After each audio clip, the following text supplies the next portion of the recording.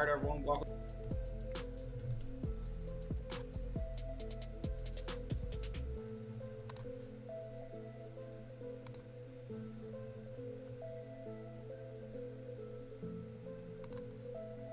There, he's back. All right, let's. Hopefully, this is working a little bit better.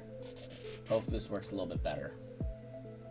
Try to do a bit more on the settings side. Try to adjust some settings.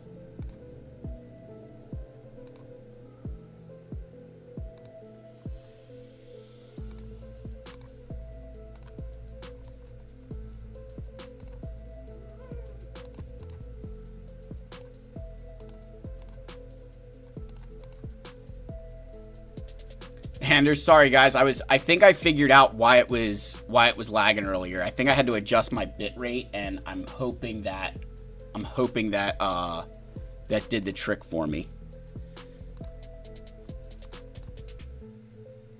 All right, I can save the rest of those battles because I want to do. We'll get into our. I promise we will get into our some of the stuff here shortly. I do want to test my. I'm curious how Jedi Master Mace Windu does here. Oh, there we go. See, I just got another thing that...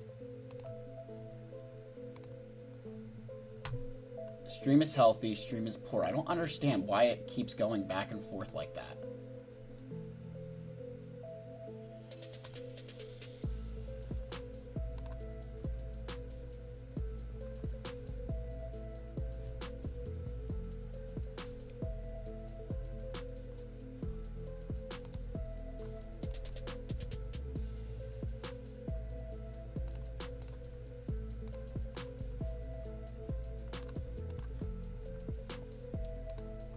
Need to lock in for Conquest. You've been slacking. Dude, I have 100%. I know that feeling.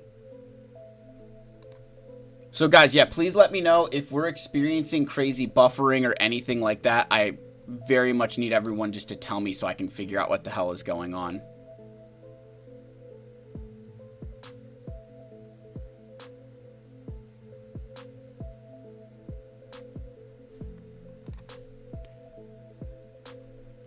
Did the stream? Yeah, I just restarted this stream. I do want to try using the... I want to try this. Not shock. Destroyer of Worlds. Como estás? Okay, I know... Death Destroyer of Worlds. I know como estás. I know como estás. I know that means how you're doing. All right, if gameplay's fine, forget the fat face. The fat face is the least of my worries. I just wish I knew why it was that way. I don't know if it's my internet.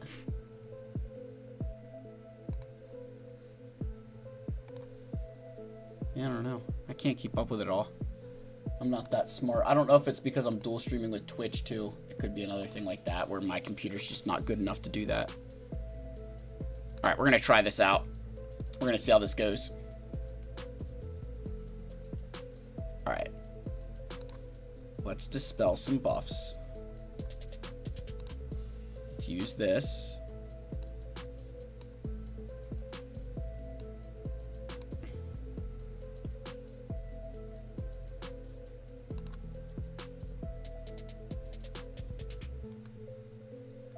Okay, that was actually solid damage. Shatter point. All right, cool.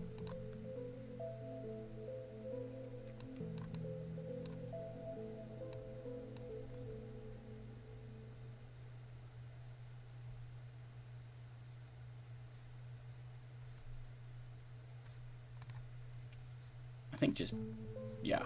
Oof. All right.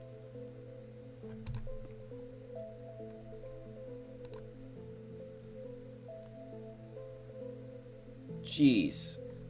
All right. What is this? Low morale. All right, just use that. Jeez Louise, man. This team's actually solid.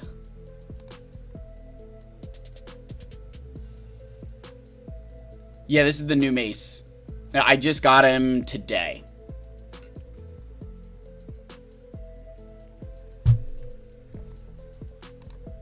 Yeah, just got Mace today.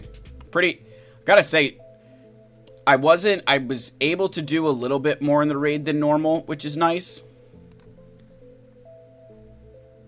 Because I split my Vanguard, so I might not have to, if I don't feel like it, I probably won't have to use my Bad Batch for that much longer.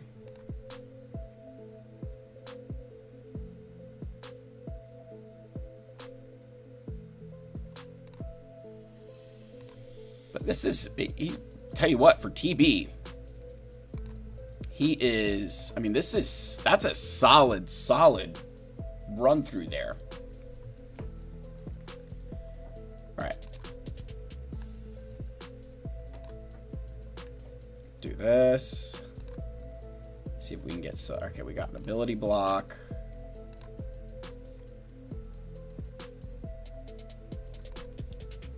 Okay. Jeez Louise.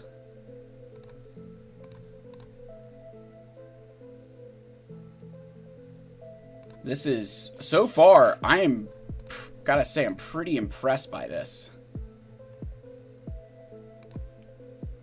Not just the damage output, but also like the general survivability of the team is really, really good.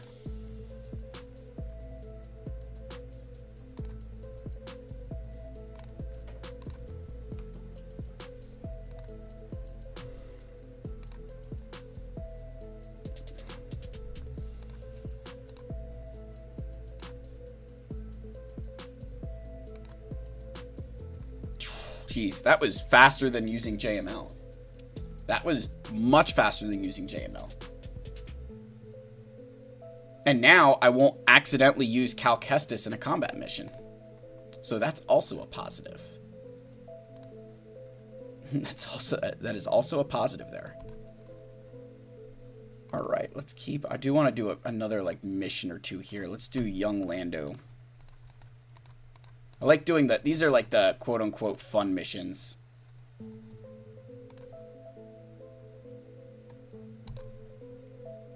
How do they... They're so far in Conquest that of what I've used them for, they seem to do fine. Okay. Just get Stormtrooper to taunt, and then I'm in good shape. Just let Stormtrooper taunt. You know what? Let's do this, and let's poke you because I can.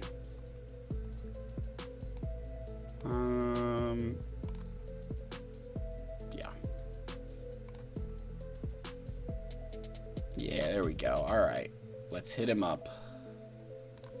Swipe away.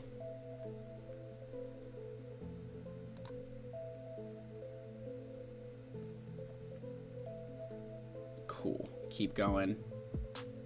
Yeah, that's it. Just, yeah, ramp it up. Ramp it up. Let's go. Just basic there. Yep.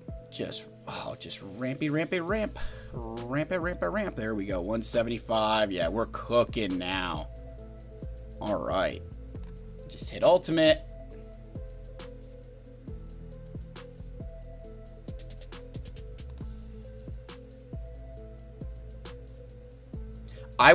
When I did the Mace event, I think the first tier kind of was annoying, but everything else I was fine on. It just took me a bit to get through the first tier, but it wasn't like it was impossible. Alright, let's just swipe. Okay, he's at 800k. We should be in good shape there, but we'll... Because once we start... Poke you. I don't want any more protection up.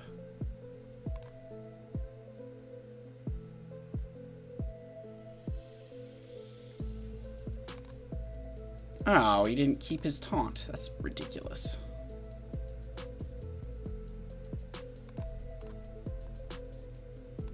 Rampy ramp. Poke. Remove turn meter. Remove turn meter. Remove turn meter, and remove turn meter.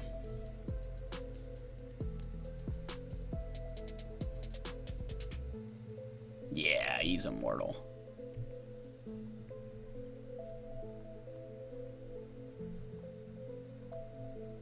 Alright, at this point, I don't need to keep anybody else. I don't need to play the game. He's ramped enough.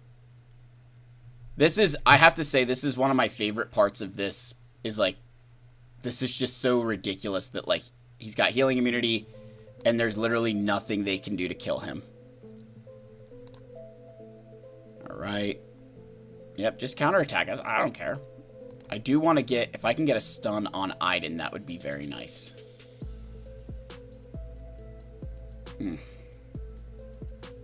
Or just, you know, almost kill her. Woof. That was nice. There we go. And let's swipe away. There goes Aiden. Goodbye. Alright. I need a poke here.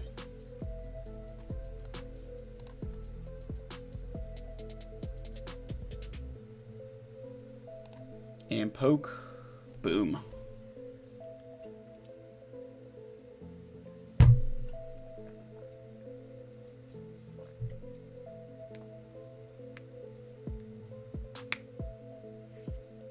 Yeah, I think tier one was just, I think it was just an RNG thing. Like, I don't think there's a, right now, with what's going on. Anders, welcome to the council, my friend. Thank you, sir. Right now, I think it's just an RNG fest. I don't think there's a, like, oh, this is the actual strategy that you're supposed to use. I think it was just kind of, like, targeting who I had to target, which was kind of annoying. But, I mean, it's fine. You know, it's fine.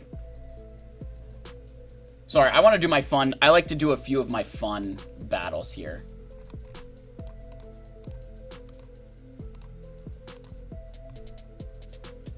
don't know why that was. Boom.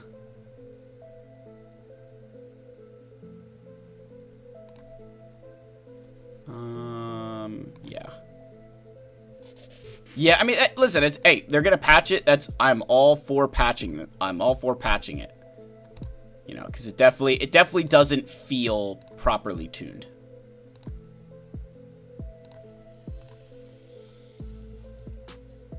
I'm going more for the Keller and Beck team, which is why I didn't rush Mace like a lot of people.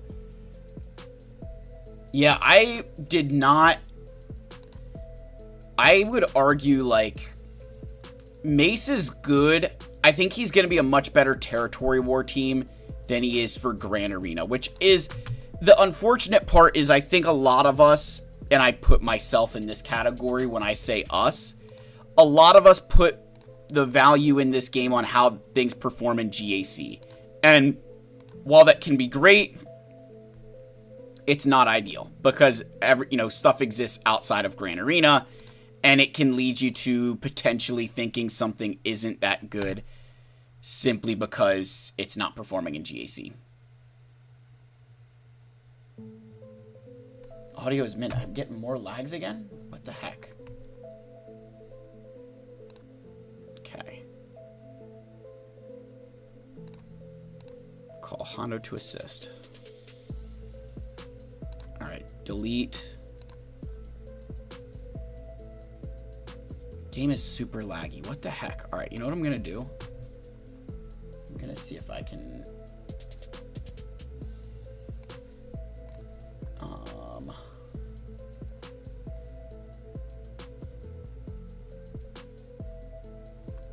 Can I... see...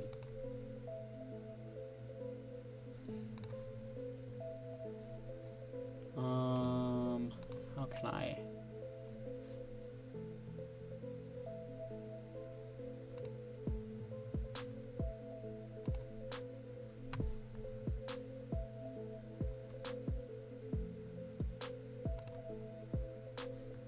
All right, let me see if this works any better now.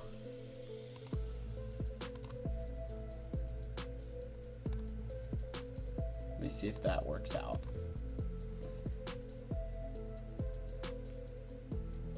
Yeah, Death Destroyer, are you Halo dial-up? Guys, honestly, I do not understand why my internet does what it does. I wish I could tell you why it gets laggy and why it doesn't. Anybody is a tech genius would love that information.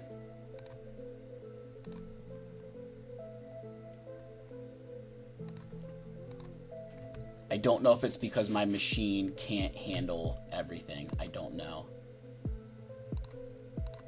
Because that could very well be the case. Yeah, what is going on with that? I don't know why it keeps buffering like this.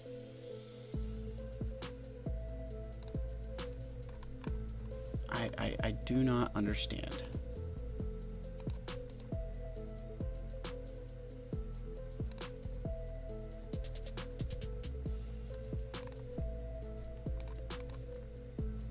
Alright, I do need to blitz through this, and then we can kind of get to the fun stuff.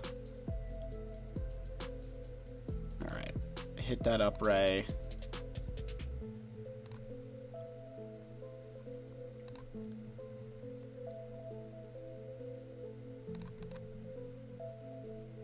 Okay, can I kill the... There's the officer down. There's you down. Alright, Hondo, go to work.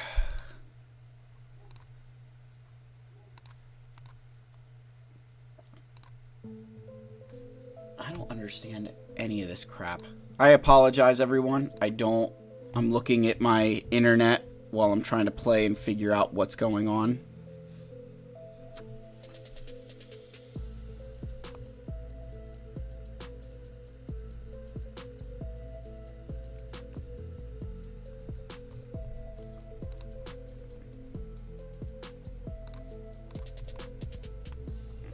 Let's just speed this up a bit here.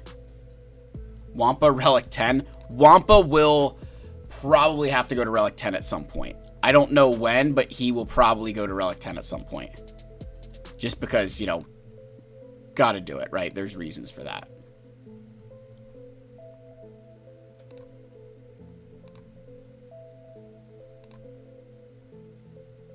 Ooh, save that for next time, Rexy. Oh my gosh, how does that not kill him? Alright, go there. We'll do that. Hope Relic 10. I hope Relic 10 is... I hope they spend a lot of time on it.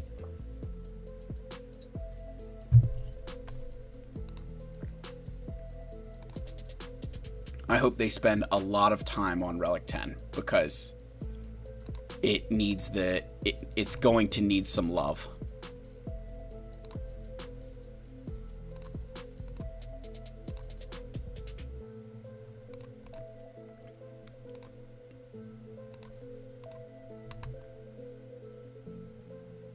Yeah, I don't know why I'm getting... This stuff is just ticking me off right now.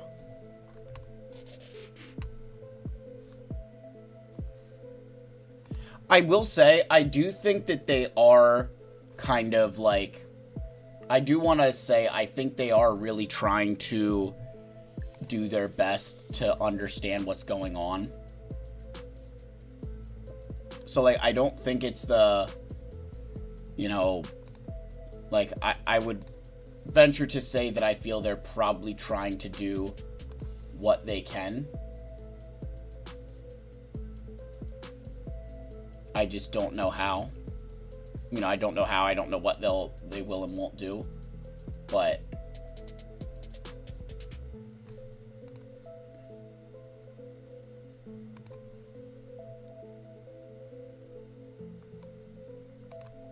it's definitely going to be something they'll have to, you know, understand and figure out the balance between Relic 10 and even to an extent, like, again, like they mentioned in the post, and we'll get to the post here shortly, kind of how will Relic 10 ramp to Relic 11 and Relic 12 and beyond? Because I think part of the problem that they've had is they don't know how to ramp those things. Right, which I think they almost admit it in their post a bit, which I was kind of happy to see that they kind of admitted a little bit of that.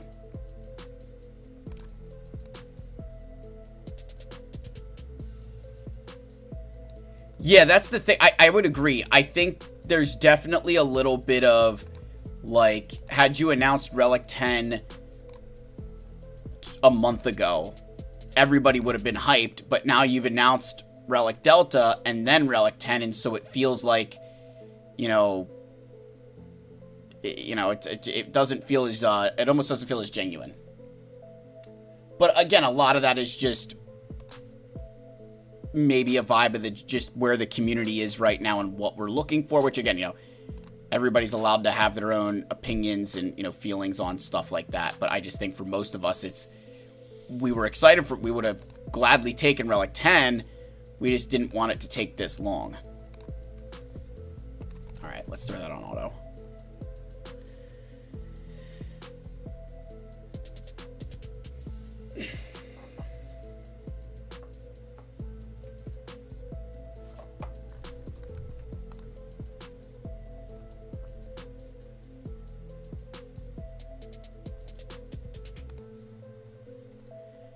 But I will say I am very curious on what their plans are for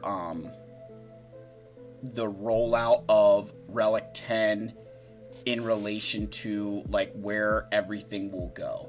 Because, like, Relic 8 came out with the Challenge Pit Raid. Relic 9 was introduced via Territory War. So where does Relic 10 kind of end up, and how does that play a role? So, again, a lot of speculation. We'll finish this battle here. I like to do... Normally with my TB guys, just in case anybody's ever been curious, which I know none of you are, but I try to do my more challenging battles or the ones that I view as fun. I do those earlier because sometimes my guild finishes up before I get to do the battles that I actually enjoy doing. Like, I actually enjoy these ones where I get to think a little bit, not the battles where I just have to throw it on auto with, like, Jabba or something like that, or my Lord Vader battles. Like, those are just kind of a joke. So... with that said, we're going to kind of pop over here to the, let's get our fire chat thing, the fireside chat, whatever this stuff is. All right. We're going to go here. And we're going to pop this over here. All right, can everybody see kind of, why Relic Delta? Everybody got this kind of on the page here. So a lot of stuff in here. So what I want to do is I was thinking, I want to read it kind of live and react to it as we go along. I have read it already. So what I'm thinking I do want to do, though, is I'm going to kind of read this first paragraph, and then we're actually going to skip all the way to the end, and then we'll kind of read through. Because one of my critiques at times is they bake really important information, like, right at the end. And I think they should have done like, right here before the table of contents, there should have been a, like, TLDR. Just kind of quick summary. What's the big stuff that people want to read? Because while I think this is a great post and I want more stuff like this, so I'm going to say very clearly, I love that they put this out here for us. I think it's very important that we got this out here because what it gives us is insight into their minds, talks about the things that we don't see. We all speculate what's going on, but to finally see that, I think, is a big deal. So, I'm very, very pleased with that. I hope you guys can take that away. So, again, they kind of talk, heads up, this is pretty long. There's a lot to unpack, both foundationally and topically. We've heard the concerns about splitting focus between increasing relic levels on older characters to account for Relic Delta while wanting to pursue newer characters. With our upcoming release, we will be changing how players get and invest in new characters. More details to come on that later. So that's a big deal, right? So they're changing how players get and invest. There's two key parts there. Get and invest in new characters. So, monetary impact. More details to come later, but the relevant portion for Relic Delta is this. You'll be progressing through gear tiers and lower relic levels without needing to use gear or relic materials, which frees up those resources to be spent on older characters. So, the way I'm reading this is that it's almost, in a sense, removing bottlenecks. That one of the things I said in my video when I've talked about Relic 10, I've talked about bottlenecks in the game, one of their biggest problems is that they need a replacement for Kyrotech. They needed a replacement for the core gear, which is what Kyrotech, was. And now for a lot of players who join the game now, Kyrotech is this huge bottleneck. So what it sounds like here is they're kind of taking away the Kyrotech bottleneck. And then the other thing is the Relic materials. When they say that, I'm wondering if that's your Carbonite circuit boards, your Bronzium wiring, where for many players in the game, those are massive bottlenecks. Those are massive pains. And this is kind of one of those areas that if you think about the game kind of logically, and I'm going to flip back over from the screen capture here over to the game and kind of show you this maybe, in a different light. So what probably many people haven't realized before is if you think about your relics here, if you are stuck on Carbonite circuit boards, right? You're stuck on Carbonite circuit boards. That keeps you from working on, Bronzium wiring or these other materials because your resources are going here. Well, these don't really, because these are one of those that I put in my category of like death by numbers.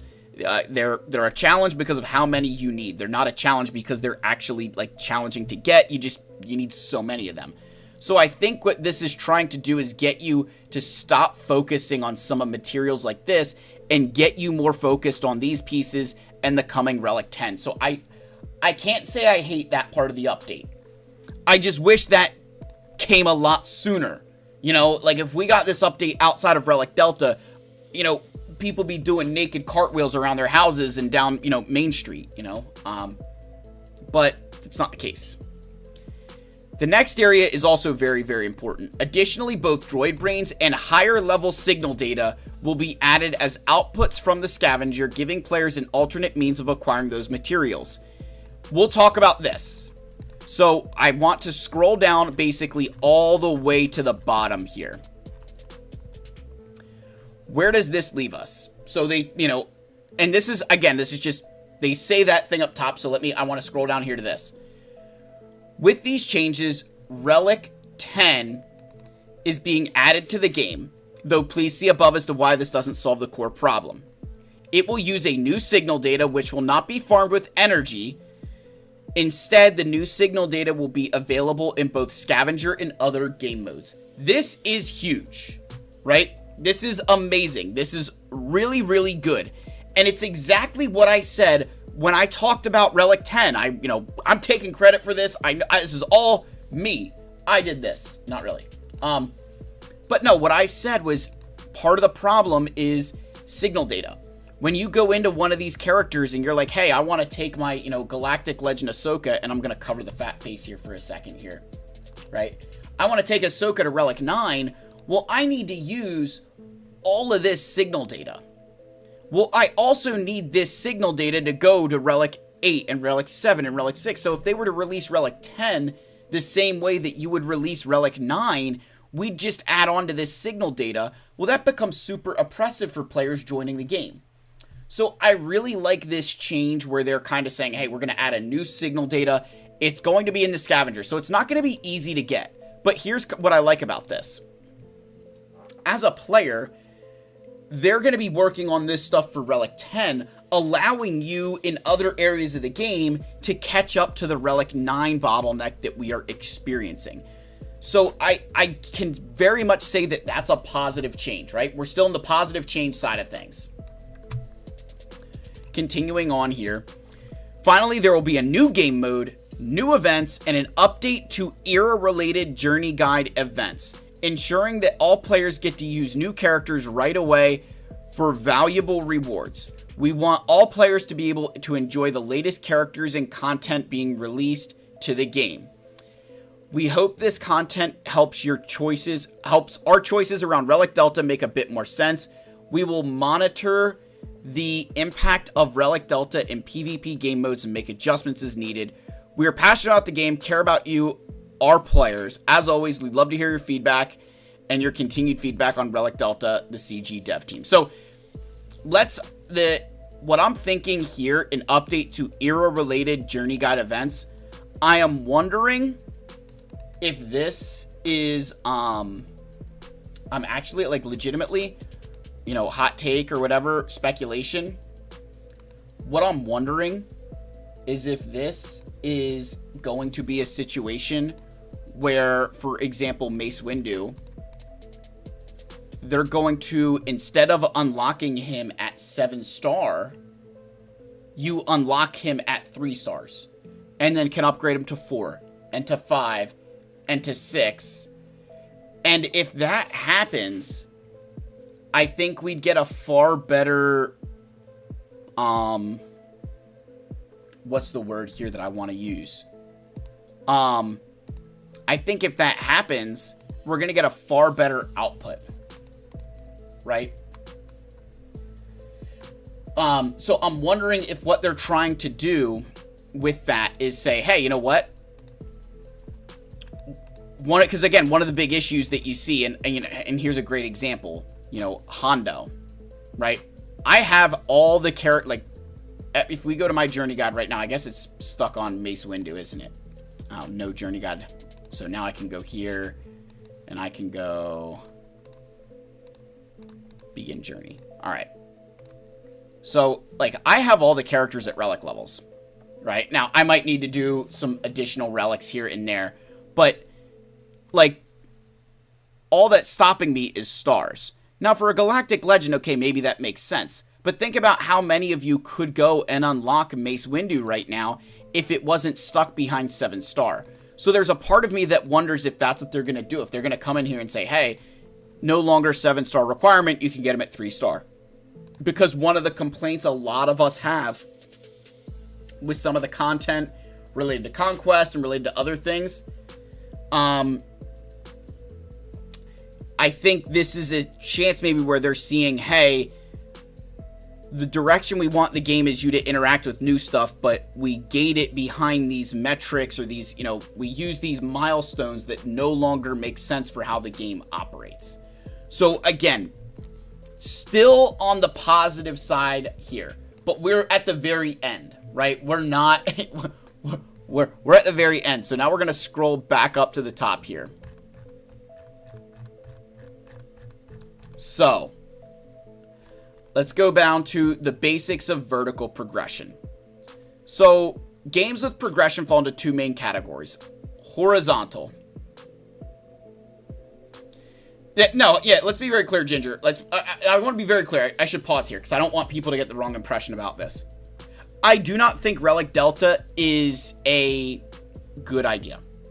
I don't like Relic Delta. I don't think Relic Delta is smart long term, as I think it's going to just,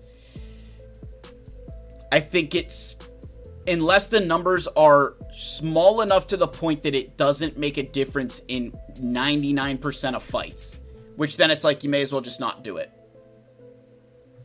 And XR Kun brings up a good point. What they said in the post about why they're doing it does make a certain amount of sense, and that I can agree with.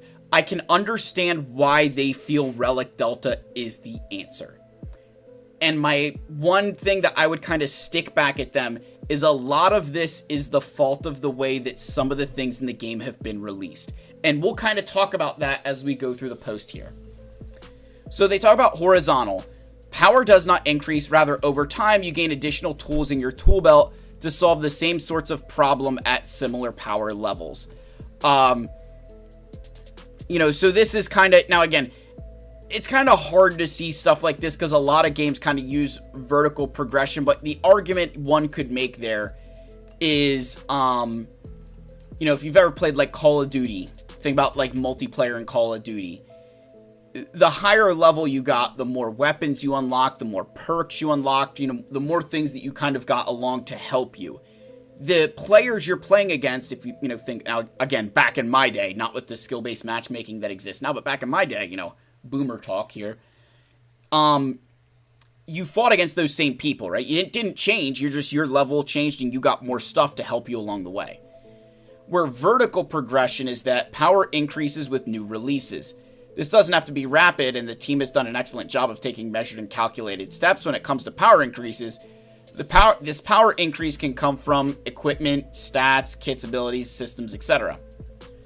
Both types of games need new content, at least in the context of a live service game. In live service game, they're kind of talking about that triple B hey, Fortnite, you know, those games that are much more centered around multiplayer kind of rely on these kind of games where, like, you know, for example, Fable, if you played Fable or Skyrim, they're not really holding on, you know, they're not hoping to do a bunch of crazy updates to Skyrim over the course of time.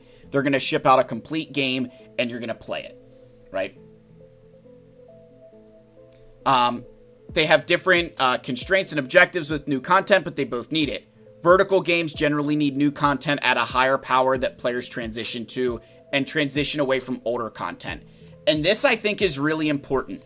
This is something I would argue that Swago has struggled with. The transition away from older content has not been something that has been easy to do in this game, nor do I think it's something that they have done a great job of kind of managing through. We see this in Galaxy of Heroes because it's primarily vertical progression. Your account gets stronger over time as a result of gaining stronger characters, increasing gear, relics, and mods, etc., right? And you want to engage with new content, which most of the time needs to be at higher power levels. Please note, this doesn't mean we're suddenly going to leap forward multiple relic levels. We do want to introduce new relics over time, but we want to bring players along at the same place and catch players up to make sure all players are able to engage and enjoy new content. So this is something that I think is really interesting here. And again, we'll talk about this with scalability, but one of the biggest issues that they have is they, I think, rushed the release of Relic 8 and rushed the release of Relic 9. And what I think that's led us to is where we are now, where you couldn't just release Relic 10 and make people feel like it's a good experience. I'd actually argue that you need to, in a sense, release like Relic 12 to an extent. But then 10 and 11, like 12 would be really good, but 10 and 11 wouldn't be that good. So, you know, it's almost like there's an aspect here of, I think this has kind of forced their hand in the way they've managed the game a bit. And again, I will die on the hill that they rushed Relic 8 and 9. I don't think that's I think we all feel that. When you think, and again, I'm going to go back to the game here for a sec. When you think about this, the Relic 9 has been in the game for 4 years now. If I go to my account and I sort by Relic amplifier level, I have 8, 16, 24, 30. I have 30 Relic 9s. That means in the time that Relic 9 has existed, I can equip 7.5 Relic 9s a year. That's crazy. That's not engagement. And especially when you consider this year alone, I've done 5, 10, 14, 15, 16, 17, 18. And then if you count the 19 of the Cup Lightspeed bundle. So almost 2/3 of my Relic 9s have come just in this 9 months alone. So it's it's tough, right? It's tough. So let's keep going here. In systems design, we try to make systems as scalable as possible. If you can build your system in a way that adapts to or accounts for changes to the game that you don't yet know are coming, you've built a robust and scalable system. If you build a bunch of features that aren't scalable, at some point you have to spend all your time updating older things rather than building cool new stuff. This isn't to say we shouldn't or don't update older systems. Now, they say look at GAC out of GA. That's been like 5 years now. Raids 2.0, Ships 2.0, etc. Even scalable systems need updates sometimes, but the more you can build your game to have scalable systems, the easier it is to maintain and make stuff fun for players. That I agree with. 6 years ago, we transitioned from gear to relics as the primary progression system. This is very important. Relics were added because adding a new gear tier was a massive undertaking. New pieces with a variety of stats had to be designed that somehow benefited the entire roster roughly equally, using different combinations despite kits wanting to focus on varying stats. The balance work was even worse, needing to account for multiple possible combinations of these bucket stats for each character, and the roster has only grown since then. The reason for Relic's entire existence is to solve the scalability problem of the gear system. Now, with that, I want to kind of pause here and just take a second to let that sink in, right? They're basically admitting the reason Relics became a thing is because they couldn't scale gear anymore. But they admit it right here. The core problem is that Relics don't have a scalable system component promoting and rewarding investment. So what they did was, and again, this is learning. They took away one system that wasn't scalable and replaced it with another one that wasn't scalable. And they talk about how, hey, Relics haven't seen progression in 4 years. This is due to two aspects. Nothing to absorb, right? There's no reason to have Relic 10, right? There's no reason to have it other than just to have it. And it's, and again, listen, hey, it's not cheap. It's never free. So, hey, monetary reasons, hey, come on now. We got to call them out. It's bad to introduce a new level of progression without content to absorb it. And it's bad to introduce new levels of content without the increased progression to enter and take it on because you can't enter it and complete it. I want to say this kind of pissed me off a bit. This sentence pissed me off because it brought me back to the era battles that are released without the ability to complete them with the full team. That pissed me off to no extent because it's kind of like you can't have your cake and eat it too. So I will say I did not appreciate this. I do need to take 1 second here, guys. I gotta go run up and get my dog who is bothering my wife, and I'm gonna go refill the beer. All right, we gotta have some more beer for this. There's a lot more to cover here.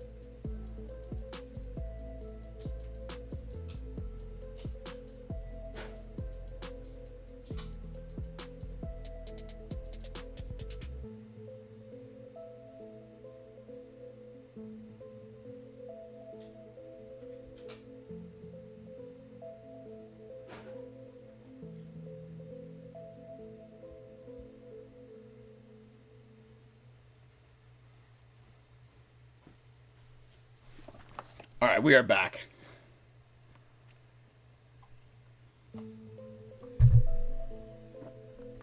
Yes, RoboMelon, that is correct. I'm not part of the beta. I am experiencing all of this from the outside. So, and like I said, so getting back into where we were talking here, Relics don't have a scalable system component promoting and rewarding investment.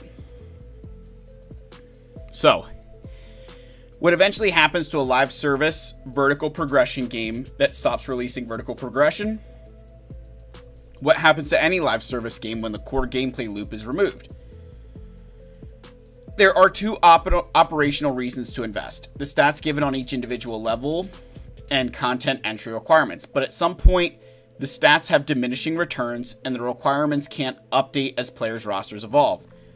Players invest in unlock/entry requirements for content they want to engage, but the higher Relic level, the scarcer its materials and the less likely players are to invest those resources. We've heard from the community that players don't think Relic 9 is worth investing outside of requirements, GLs, and the occasional tank. I think that's kind of twisting our words. It's not worth it because the materials are not in the game. There's not enough materials in the game to make it where you can spend some on a luxury, on a whim. So I will say I don't like that sentence.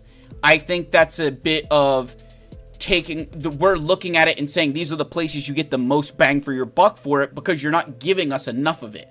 It's like a, just to tell an anecdote, tell a story.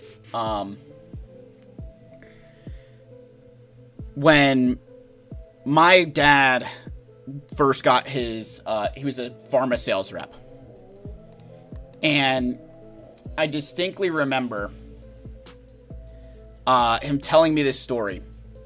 Tells me this story the night of my wedding. He comes in, I'll never forget it. It's the night of my wedding, and he comes in with me and all my friends. And he says to all of us, he's like, when I first got this job, he's like, my boss was telling me how he collected pocket knives. And, I thought to myself, like, that's great. You can collect pocket knives. Like, I can't even afford to get my kid, Christmas presents, but you collect pocket knives. And, he talks and he's telling us this story, and I know, he starts tearing up, and there's not dry in the room. And he's like, and so eventually I saved up, and I don't have it with me, but he's like, and I bought a pocket knife, and it wasn't the nicest knife, but it was my first one. And he holds up this pocket knife, and he says, he's like, and I always wanted to give it to my son on his wedding day. And so he hands me that pocket knife, and now all of my friends and I are just like, I've seen my dad cry maybe 3 times in my life, and that was one of them. And I say that as this, I tell that story, one, because it's a great story, I love my dad, but 2, it's because to him, it wasn't worth it to buy pocket knives when he can't put what he wants to on the table, or when, he wants to take his kid to Disney and has to sit through a 5-hour sales pitch about buying a timeshare. Like, yeah, it's not worth it. But when you have the income, it's oh yeah, you know what? Let's go. Right? Here's some pocket knives. Like, now my dad has like a pocket knife collection of his own because he has the income to do that.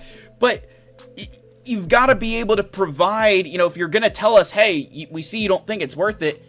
Yes, because you don't give us enough that we feel there's bang for our buck elsewhere.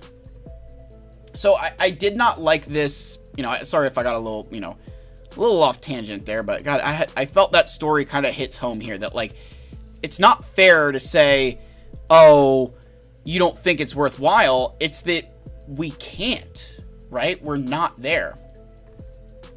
So, I felt that was something. Next, Relic 9 still loses to Relic 5 just like Relic 8 does. Relic 9 doesn't make battles in early phases of TB meaningfully faster. Relic 9 doesn't make assault battle challenge tiers at Proving Grounds any easier. It comes up short in both PvE and PvP content, both solo and group content. Now, I can agree with some of this to an extent, but when you say Relic 9 loses to Relic 5, let's be very clear about something. It loses because of the kit. It has nothing to do, it doesn't have as much to do with the Relic levels as it does the kit that I am bringing to counter said team. So I also don't like that, because I don't think that's the right way to describe it. Relic 9 loses to Relic 5 when the Relic 5 is used in the hands of a master, or used in the hands of someone who understands how to make that team work. So I can't say I like this sentence, because I don't think it's accurate. A Relic 5 Zori team beating Ahsoka at Relic 9 because of a Datacron is not the same as, just saying a Relic 5 beats a Relic 9. I do very much agree. It doesn't make the early phases of TB meaningfully faster. Assault battle, like this area, this right here, I can agree with. Especially given the PvE content that we currently experience, I do 100% agree that this is something. So I do understand this. I do understand it, right? I get that. You could just say make the stats on Relic 9 bigger, and we'll address that possible approach in a bit. But the short response to that series of questions, what does that mean for Relic 10? What does the impact of Relic 10 mean for Relic 11 and Relic levels in the future? How will this be sustainable for multiple levels of progression? How does an increase of stats in Relic 9 help players below 9? We have to look at long-term future relics, not just the levels players currently own. I completely agree with this. I love that, and because I think this was part of their problem when they created Relic 8 and Relic 9, is they kind of approached it from this angle and not so much thinking about this. And I'm going to die on that hill. I think when they made Relic 8 and 9, they kind of just looked at making things bigger and not necessarily how do we scale it. So again, I'm glad that they're looking at it from this angle. That's a good change. In the end, the problem is far bigger than protect higher relic investment, which is as much as we revealed to the testers initially. Yes, that is part of the problem, but it's not the whole problem. We need to facilitate all players having a systematic and scalable game-wide reason to pursue upward progression. So then they talk about the possible solutions, right? Do nothing. I don't think we need to kind of read this, but doing nothing obviously is not going to work. We want new content. Doing nothing is never going to work. Duh. Change relic stats on existing relic levels. So Relic 9 is updated to add 50 mastery and 100 speed. The values that players receive from their prior investment and upcoming investment goals changes. Some characters probably come out winners, but many would be losers. Different characters are impacted to differing degrees, which results in a fractured solution rather than a solidified one. The meta still shifts potentially drastically, especially if mastery constituent stats are touched. Relics beyond Relic 9 aren't directly supported, and this doesn't address the core problem of scalability. I completely agree with this. If you just added 50 mastery and 100 speed, certain characters are going to completely go busted. Because you've got to think, mastery is something, if you think about, say, Supreme Leader Kylo Ren, him gaining mastery is ridiculous. He's already, giving him more is not a good thing. But also think about a situation like Dark Trooper Moff Gideon, Admiral Trench in Territory Wars, where they're giving their teams mastery through an Omicron. Malicos, through his unique, gives mastery. You add mastery to those relics, and characters like, and I use this example a lot because I think it's a great one. If you compare Starkiller to Malicos, I don't know how many people know this or, kind of pay attention to this kind of stuff, but this is the geeky thing that I like to do.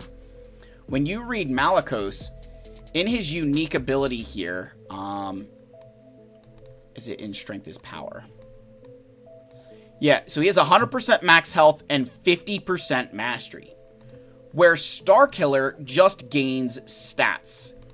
Now, Starkiller obviously gains a lot of stats, but the argument you make is that from increasing his relic levels, while Starkiller is gaining the stats, Malicos's mastery goes up. So Malicos is gaining increased accuracy, damage, and defense penetration. That's significant. So the more relic levels kind of benefit Malicos more to an extent because of the mastery. So, and again, that's one example, but think about using a character like Commander Luke Skywalker here, who gives out no mastery gains. Where's he at? Right? He gives out no mastery gains. It's an older kit.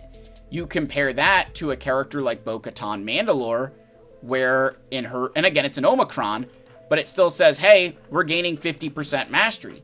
So you're going to want to invest those relics into the teams that would gain mastery comparative to the teams that don't.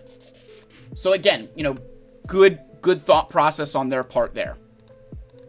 Right? Good thought process there. Introduce Relic 10 by itself. Relic 10 exists with no new content. With Relic 9 being difficult, many players wouldn't have Relic 10. The top end would invest as much as necessary, and then Relic 10 would be the exact same state as Relic 9. It plays into and exacerbates the existing problem rather than solving it. Completely agree. In fact, adding Relic 10 now, if they added just Relic 10 by itself now, I would 100% agree with and say that it would devastate the competitive free-to-play community because we wouldn't be able to interact with it like those guys who spend money do. Add damage increase on top of, on the top few Relic levels. Example, Relic 7 deals 10% more and receives 10% less from Relic 6 and below. Relic 8, Relic 9. This is honestly the closest these possible solutions came to solving the problem before Relic Delta was chosen. Unfortunately, this does nothing to help players below Relic 7. It even creates a bit of a wall at Relic 7, and whenever the value is introduced, additionally, it would need to be removed and shifted as new Relic levels were introduced, since increasing, plus minus 40 beyond isn't scalable. Eventually, a single Relic level is unbeatable by anything below it. And removing value from players' investments feels terrible. Sometimes it has to be done for the greater good of the game's health, but it's never something we relish doing, and we avoid it whenever possible. So again, makes sense. The chosen solution, Relic Delta. Now, this is where I think this is interesting, right? So far, what they've kind of shown is that they're exploring all these options and explaining why they chose Relic Delta. And I think to this extent, I can give them credit. While I don't necessarily love Relic Delta, and I still think it has some problems, I can understand why it's the chosen solution so far, right? Is everything else that they've said above this, it is a problem. Trying to release Gear 14 or just Relic 10 without new content, yeah, it's not exactly good. So Relic Delta was conceived about a year ago at this point. The basis of and inspiration for this system actually comes from within our own game. 10 years ago, the game launched with a level delta system whereby attacks would experience modified critical chance, accuracy, evasion, and damage, and resist chance based on the difference between the attackers' and defenders' character levels. Only crit chance and resist chance have any values, so only those two were ever in play. Recognizing that most vertical progression live service games have some kind of delta system to facilitate conquering old content and not pushing too far ahead on higher level content, we decided to update Relics to use a similar system. A level delta system is used so broadly because it is incredibly scalable, while players are leveling and working towards max progression. The delta sticks with them and applies equally to their experience regardless of where they're at in the progression curve. If progression levels are increased, the system accounts for that by automatically applying equally as players work towards the new cap, without requiring bandwidth from developers to balance and maintain bespoke bonuses. For all players at all Relic levels. It speeds up / simplifies older content. It protects newer content and investments made to engage with that content. It supports a distinction in power level in PvP. It rewards those who have... Now, made the climb is a bit of a stretch here. Can we just say opened the wallet? It promises that your investment of time and resources will be rewarded. Again, these two more on the side of, hey, you spent the money, rather than necessarily saying that we, what's the word I want to use here? Made the climb is a bit of a stretch, right? To me, that's a bit of a stretch. We chose for Relic Delta to only apply to damage because we wanted stats on the Relic levels themselves to still matter. Individual Relic levels should still be able to express varied stats based on what the meta needs at the time the Relic level is introduced. Okay. We've heard the concern around Relic Delta eliminating strategy. I was very, very hard on this. Mods, counters, theory crafting. But we aren't seeing a complete elimination of strategy during either internal testing or the current playtest. Let's be very clear about something there. Complete elimination, there is strategy that is being eliminated.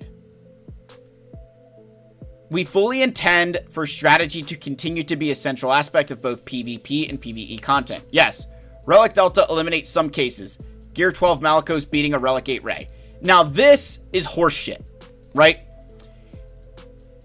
I want somebody with a Gear 12 Malicos to go up against my Relic 8 Ray. And you're not winning, okay? That Ray had to be so poorly or unmodded, and the person controlling that Malicos had to understand that team, understand Malicos, probably had a focused Datacron that doesn't require Relic levels. Like, that to me this is such a terrible example. But it also introduces some strategy around which characters to invest in and by how much based on your usage of them and their place in the larger meta. That to me is also horseshit. And I say that very strongly, and I say that very truthfully. That's horseshit. What they're really saying here, the way I read that, as someone who exists, I kind of say below the tip of the spear. I'm not a tip of the spear player. I'm a couple months removed from it. This is really saying we want to reward the players. And again, I always want to give people an advantage to spending money. But this is giving a greater advantage to the people who are going to spend on this stuff to say, hey, Fat Phil is beating your Relic 9 team with his Relic 7s because he's using a better strategy or he's got better mods. We're going to make sure that it's a little bit harder to do that. That's just the way I read this, and I think that's the way a lot of us come to understand this. We are aware that there have been other similar games, Marvel Strike Force, with what seems like the same concept on the service, but there are two critical differences that make this more favorable for free-to-play and folks who have invested in Galaxy of Heroes. The system is a gradual curve rather than a massive boost at one level of difference. I'm going to call bullshit there to say that 10% for a Relic level difference is crazy. The system has a single progression path. Relics, which are becoming more accessible in the same release, rather than requiring investment in multiple disparate systems that have differing rates of accessibility. That I can agree with. It is purely based on the Relics, so I can agree with that. I'm okay with that, but I don't think this is the right thing to say when you talk about the way that the power levels have been scaling. It's a little bit excessive. Because while they talk about, the damage, right? And they said, hey, we've only chosen, where do they say that? Apply to damage. It's damage received and damage given. So it's two sides of that coin, right? It's not just, oh, you're going to deal more damage. It's also you're going to take less. The variations / alternate versions. There are some alternative executions of Relic Delta system that we considered, some of which we've seen suggested by players similar to above. I wanted to briefly cover why we didn't go down those routes. Kick in later. Hey, it doesn't take effect till Relic 7 or 9. This introduces inconsistency in how the system is applied. Messaging for a system that suddenly turns on after you've crossed a threshold is difficult. How do you say Relic 9 is a Relic Delta active and not apply it to Relic 3 when they're battling each other? A delta implies two different values. It requires the context of the other side, at which point the lower relic is inherently involved in the system and affected by it. Why shouldn't lower invested units benefit from having a higher relic level than units below them? When adding new relic levels, should the threshold move up or stay the same? If it stays the same, eventually all relevant relic levels are affected anyway. Only increase damage, don't decrease it. This again, they basically just said this leads to glass cannons, which I can understand this to an extent. What they're basically saying in regard to this, they don't want, if you have, say, Supreme Leader Kylo Ren. Your Supreme Leader Kylo Ren is Relic 9, he's going to be dealing more damage. But if he's not receiving reduced damage, he's going to turn into a glass cannon, and the other team might still be able to delete him simply by targeting Kylo first. So I can understand that to an extent. So, result. Both of these approaches use the average relic level or lowest relic level. Both of these approaches have unintended effects on undersized squads. If a Relic 9 Slicker gets weaker because a player brings Relic 5 General Hux, it feels bad to use Hux even though he synergizes well with Slicker. It negatively impacts a player who brings weaker units. dropping down the entire squad rather than just one character effective.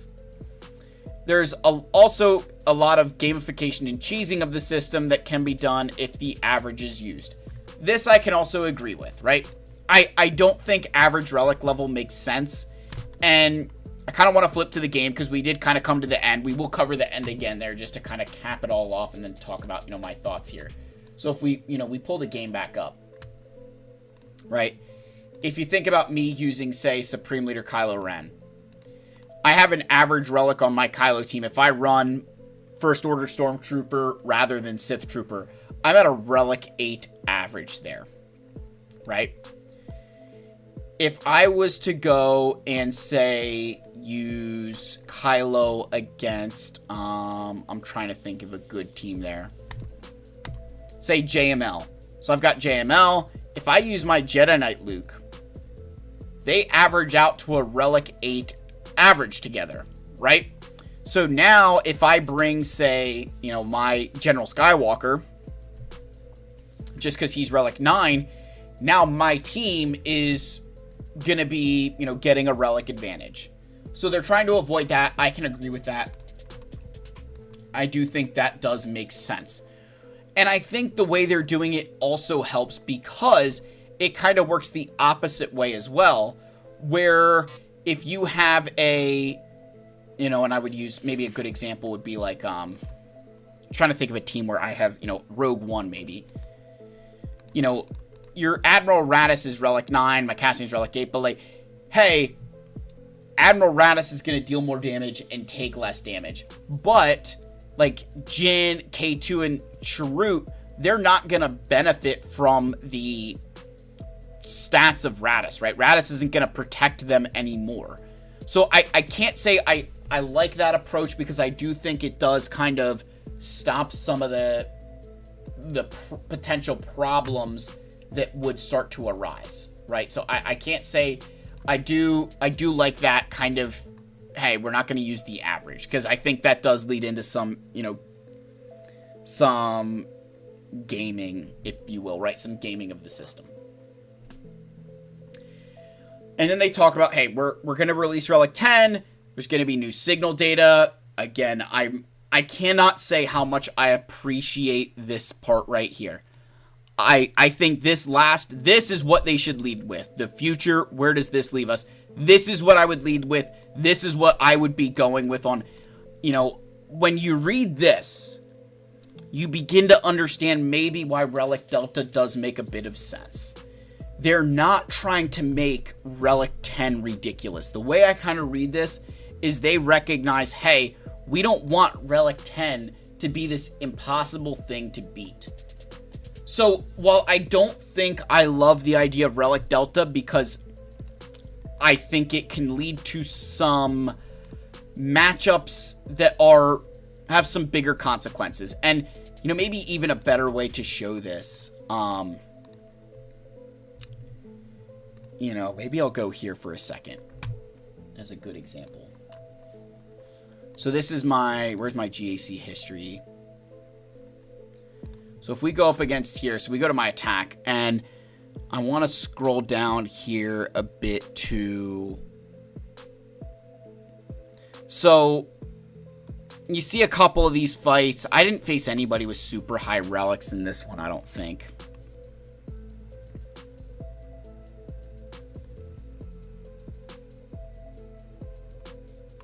Yeah, I don't think I fought anybody with like super crazy relic levels on their teams this time around. Maybe I go back, hold on. Maybe I'll go back a bit here to, I think, was it this guy or was it this one?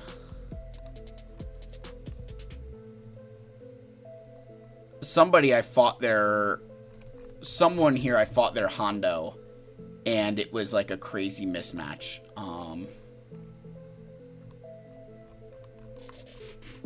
Was it round 2? Oops. Is it this guy? No. Sorry, I want to find the fight because it kind of helps prove the point. Tano.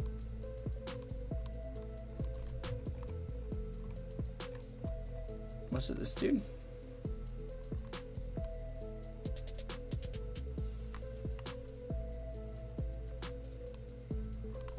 I fought, what the heck? I swear I fought multiple Hondos this round. Maybe it was this guy. Yeah. Yeah, there it is.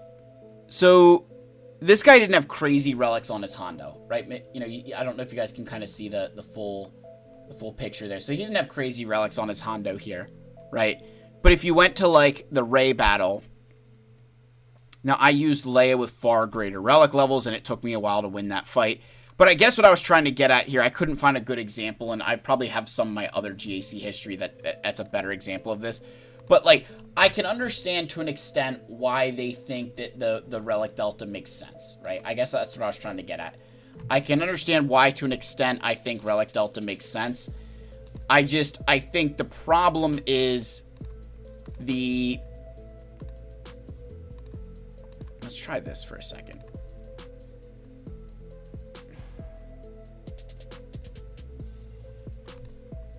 All right. So what I think, though, when I look at the game and I think about like what they're trying to do, I think the examples they're looking at is in some of these cases where players do have a significant investment in relics. What my thought process with that is to release Relic 10 and make it worthwhile for the players who have made the investment. I think this is where I was trying to go, and maybe I just kind of lost my train of thought, or I was hoping somebody in GAC, because I'd fought some of these Hondos, and I was like, that's kind of what I think they're doing. They want you to be able to say, hey, your Hondo at Relic 10 is going to be better than Phil's Relic 8 Kylo or Relic 9 Leia, but not to the extent that Phil, you know, but they don't want to make the mastery or these other aspects too great. They don't want to put too many stats in there. So they're like, hey, maybe we just do a little bit of damage. And I think the issue many of us have had with this Relic Delta change has been those initial levels they showed. I mean, it was just some craziness, right? There were just some crazy levels that were being shown in the stat regarding, you know, the just sheer level of, I'm trying to see if I have the picture there, because it was something, yeah, here we go. Let me pull this up.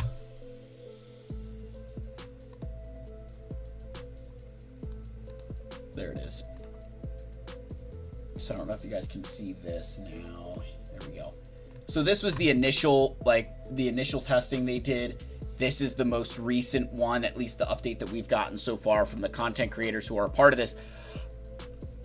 This is where I think a lot of us have freaked out. And again, this is where I think a lot of us have a problem with the Relic Delta. If you told us, hey, we're going to make Relic 10 better than Relic 9, I don't think any of us are going to complain.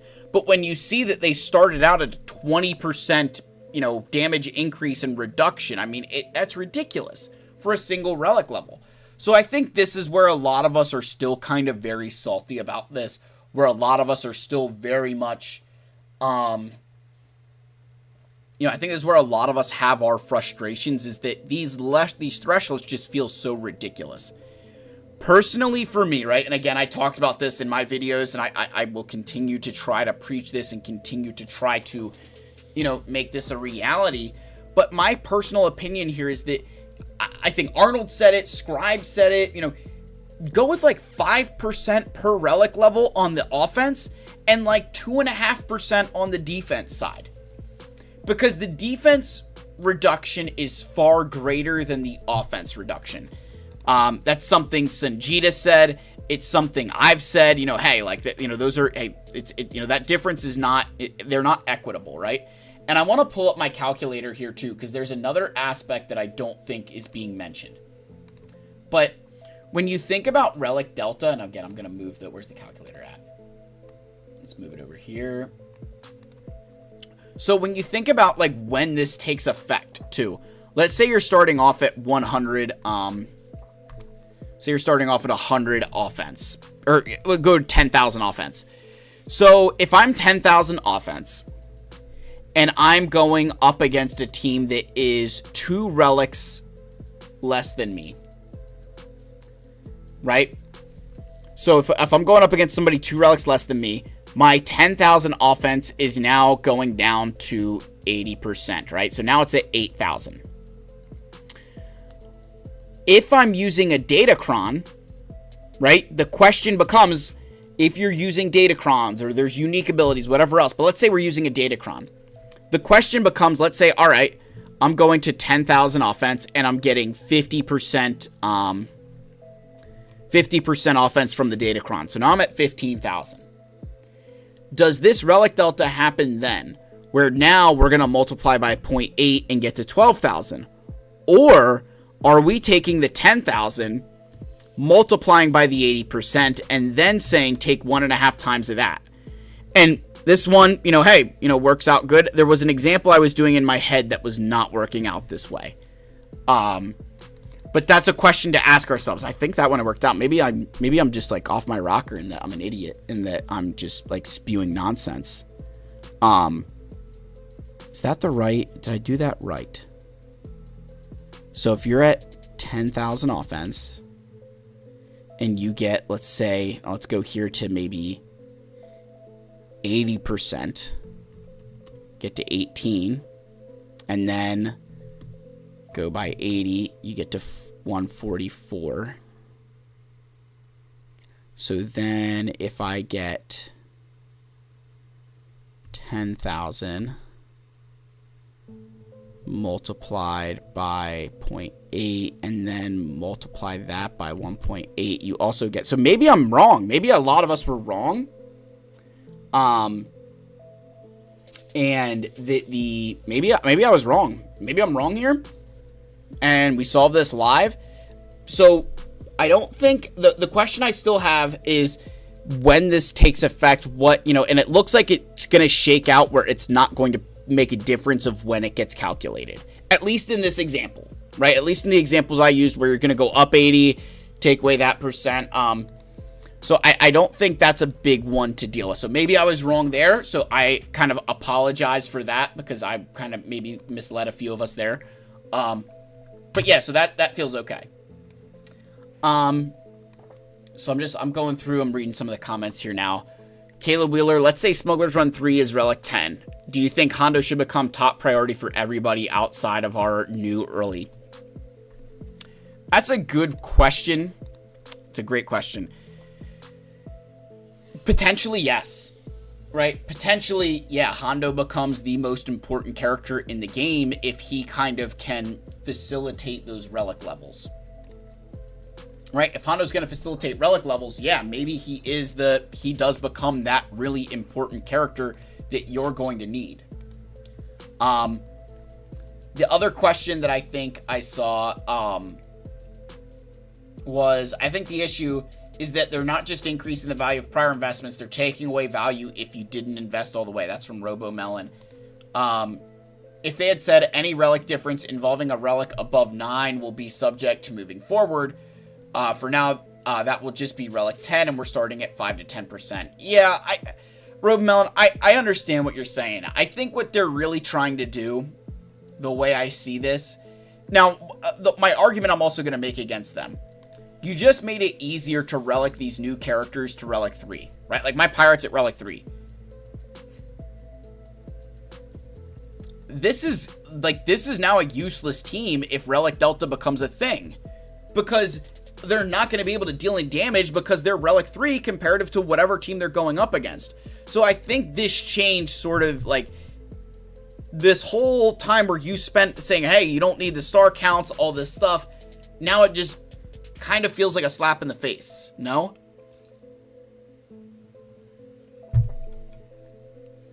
It kind of feels like the whole Relic characters before their 7-star feels like a waste now because it's just not going to matter. Right? And I'm not saying that, one way or the other. I feel like that's that's kind of the situation.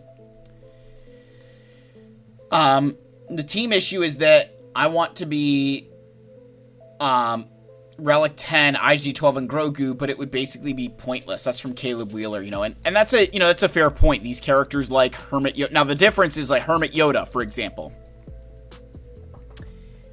The extra relics on him they're going to increase his health, his protection, but he will take reduced damage. So for a character like them, maybe not as important, right? IG-12 and Grogu taking less damage, it's not the end of the world. But like there are certain aspects of their kit where it's like, hey, IG-12 and Grogu, they gain 10% of his max health. So the more max health he has, the better. Or think about even, say, Mon Mothma. Where's Mon Mothma at? That'd be another good example of like, hey, is she really going to benefit from higher relic levels? Can I click on it? Come on, Phil. You can do this. If we go to Mon Mothma here. Where's she at? So, she and all Rebel fighters gain 8% of their combined base max health, protection, offense, defense, potency, and tenacity. So, like, even these characters who maybe aren't doing attacks, there is still an extent where, like, Mothma's offense is rolling into those characters. So, I can understand that.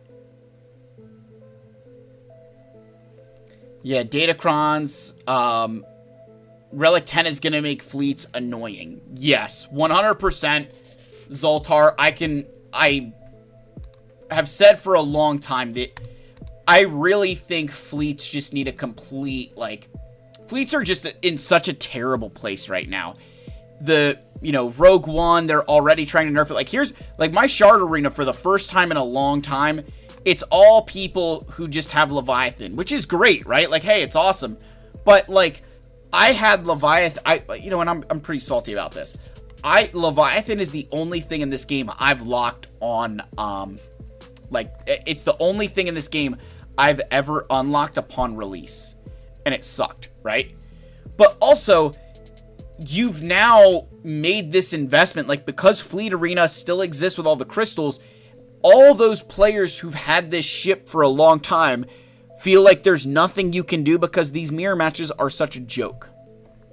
So, like, Relic 10, it's like, it's going to make it annoying, but, like, for Leviathan, it's not going to matter. And for most fleets, because there's so many counters that exist, I don't think it's going to be as big of a problem.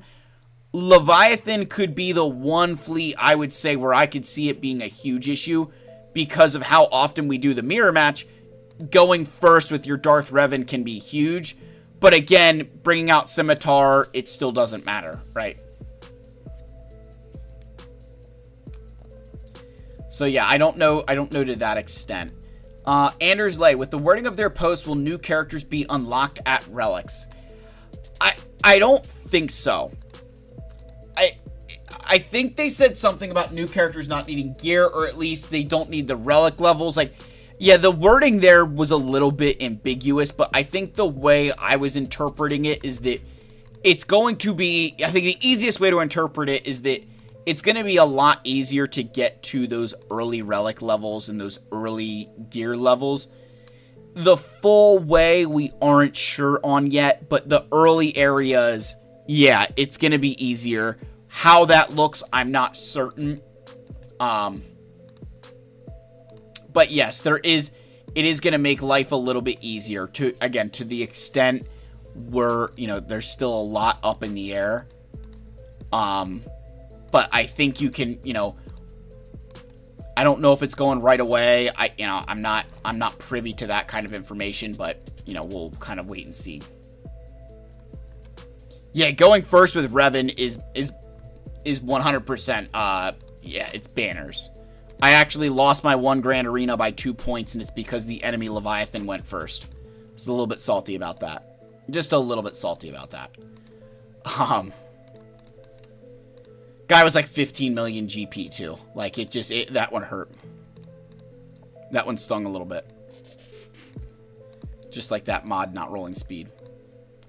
No, good questions, guys. What else do you have? These are some very good questions. I do think that I'm most interested in the new game mode. I'm very curious what that new game mode could be.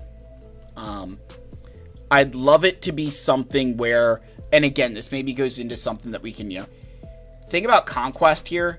They said a long time ago, Conquest is going to be about using your entire roster. I'd love a new game mode where I use my entire roster. So I'm going to keep doing some TB battles, but I want to keep hearing what you guys have for questions, whatever else. Like, please throw them out there. Let me try to answer them. I'm, willing to keep talking talking through whatever you want related to Relic Delta, because it is listen, I will continue to say it. I will continue to make the case. I can understand why they think this is something they need to add. I still don't agree with it. Right? I still don't think this was a necessary change that they needed.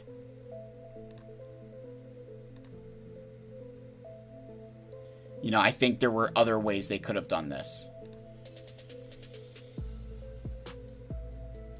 I'm farming droid brains and arrows right now. Does it make sense to buy the episode pass?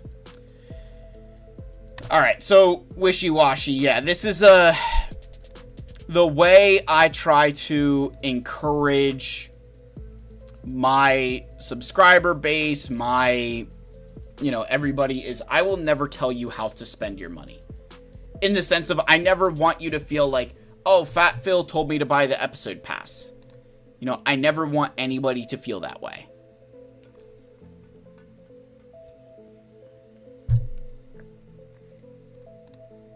With that said, if you are in a position where you have the disposable income that you can buy an episode pass, or buy the episode pass, you can do different things, I think the episode pass is some of the best bang for your buck in the game. I buy it every single month.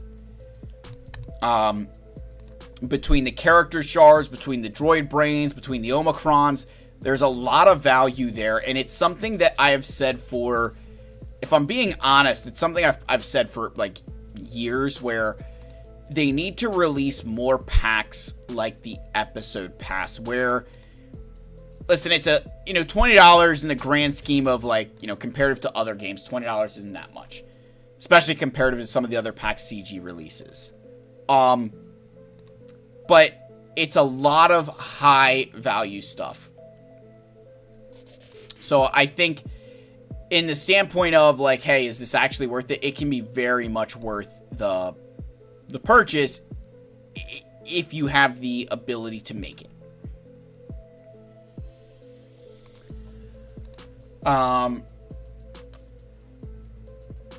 Next question from Caleb Wheeler. Are these changes coming out together like Relic Delta, Relic 10 new game mode? I don't know their release schedule. My assumption is that the changes to any kind of Relic economy, any changes to the Relic economy, the thresholds and stuff, I think that will come out with Relic Delta. I'm not sure if Relic 10 will also be a part of that, or if they have other kind of ideas. That I'm not sure on. I don't know that, I don't think the timeline was spelled out, but I would assume that, Relic Delta and any changes to the, Relic progression and the new signal data, all that stuff, I can assume the new signal data, Relic 10, come out together, Relic Delta, and the changes to the Relic economy will kind of come out together. How many arrows, droid brains, and Omicrons do you get in total? Oh, man. They definitely share it. Let me see if I can find this here for you. They do share it every single month.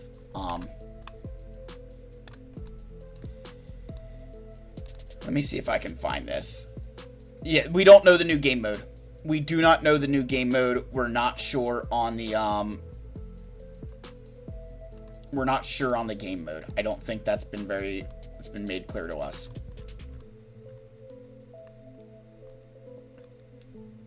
All right, so let's flip over here to the screen capture.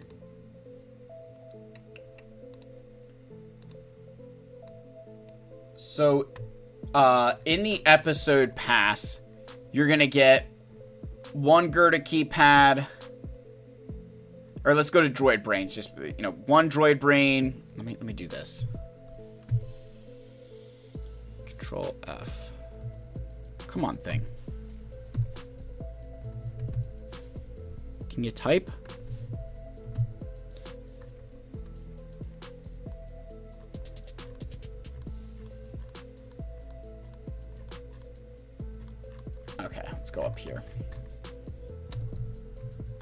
Yeah, so it looks like you're getting 5 droid brains. 1, 2, 3, 4, 5 droid brains a month. Getting 5 Gerda keypads.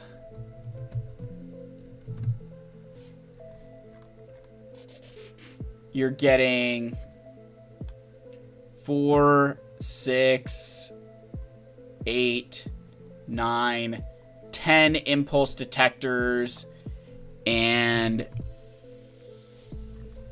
1, 3, 6, 10 arrow magnifiers. So 10 arrow magnifiers, 10 impulse detectors, 5 droid brains, 5 Gerda keypads, just extra every single month. If you think about the droid brains, that's an extra territory war win a month.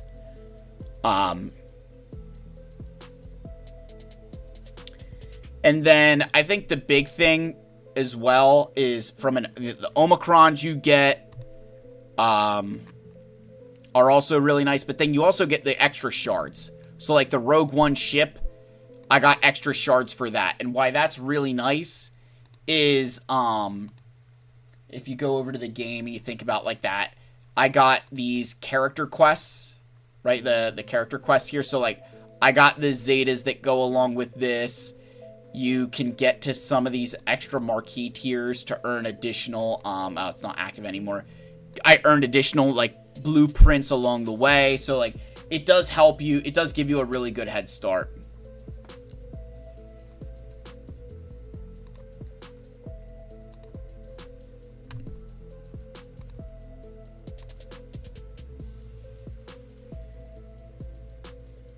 We don't know the new game mode. Would you be against them changing TB to once a month, but doubling rewards like they did with the raid? No. I enjoy territory battles. I'm a sucker for TB. I actually enjoy territory battles. So I would very much prefer that they keep TB the way that it is. I think TB is a, very as fun as a game mode as it can be. I enjoy TB to the point where I would be upset if they removed it.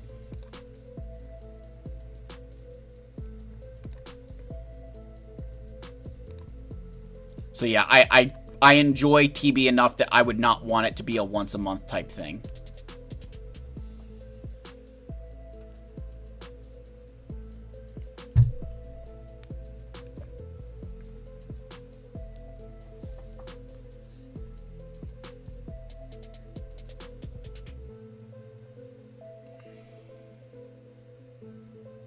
Yeah, the pass, a lot of the conversation I'm seeing, you guys. Yeah, the pass is really good. The pass is definitely I used to always say that the Conquest pass for $10 was the best money that you could spend in that premium reward track in Conquest. Like getting all of this stuff up here is some of the best money you can spend, because not having to buy Maz Kanata shards, right? If you think about this just for a second, I had to buy Maz Kanata. Instead, I get to buy additional signal data. I get to buy additional materials. So, like, that's one of the areas where the Conquest Pass is really nice. But signal data, nothing compares to Droid Brains, Arrow Magnifiers, Omicrons. There's Zeta materials up here, which many of you need. The additional episode currency is so clutch. So look, I haven't bought any of the Focus Crons yet. I still have almost 24,000. I have enough to buy all the Focus Crons. And I've bought, I don't know that I'm going to buy this mod, to be honest. Maybe I will. It's not, I don't know. But, I've bought all the Omicrons. I've bought, the mod slicing materials that I wanted. You get a lot of the extra episode currency as well, which makes the Omicron purchases, the Datacron purchases, whatever it is, it makes it all easier on your purchasing that kind of stuff. Do I still think the signal data is a good deal since they're making that stuff cheaper? Yeah, so here's the thing, right? if they, let's say that all of a sudden now, let's just say with this new update, if I go into a character, let's go to my Clone Wars. Let's go to Veteran Smuggler Chewbacca. So if I go to his relic here, now I only need, let's say that I don't need to use these materials for him anymore, right? So let's say that I don't need to use the materials to take them, or you know what? Let me pull up my,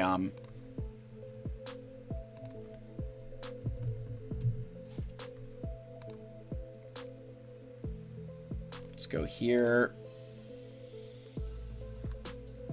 So let's use this example here. I'm going to move the, gonna hide the fat face. So if you look at this example, right? Let's say they remove the signal data from relics, just for the argument 1 to 3, right? From relics 1 to 3. So now you're saving yourself 35 white signal data, 15 green signal data that you don't have to spend anymore, just for argument's sake. In this particular example, right, your value of signal data doesn't change, right? But what changes is now that signal data that you purchased in that pack can go to other characters. So now those characters, like, okay, I'm saving this for Clone Wars Chewie, or, you know, Clone Wars Veteran Smuggler Chewbacca because I want to get him. I'm saving this for, you know, whatever character I want. Now I have that extra where it's like, hey, I can go take Baze Malbus, or Shore Trooper, or Bodhi, or Pow. So, you know, I think that signal data pack is still really valuable, because what it's going to allow you to do is maybe open up your horizons and get some additional relics out there that you wouldn't have, you know, access to.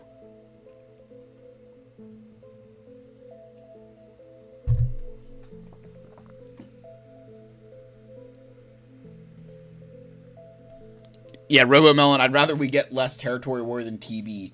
You know, I'm gonna say I'm gonna shout out my guild, because I get to do whatever I want and my guild is awesome. We have been on a tear in territory war. Now I'm gonna plead the fifth. Johnny Boy in chat, what's up, Johnny Boy? I'm gonna plead the fifth in chat on if there's any kind of sandbagging that we may or may not have been doing to accomplish this. Really, all it is, you know, this is the truth, right? What we said is, we're like, hey guys, we're not going to. We used to have this policy of everybody join territory war, and then we just get our asses blasted. It was embarrassing. It was not fun. None of us cared.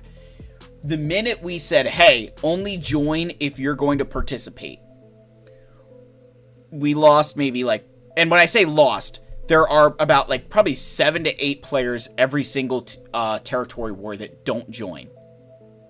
And this is the result.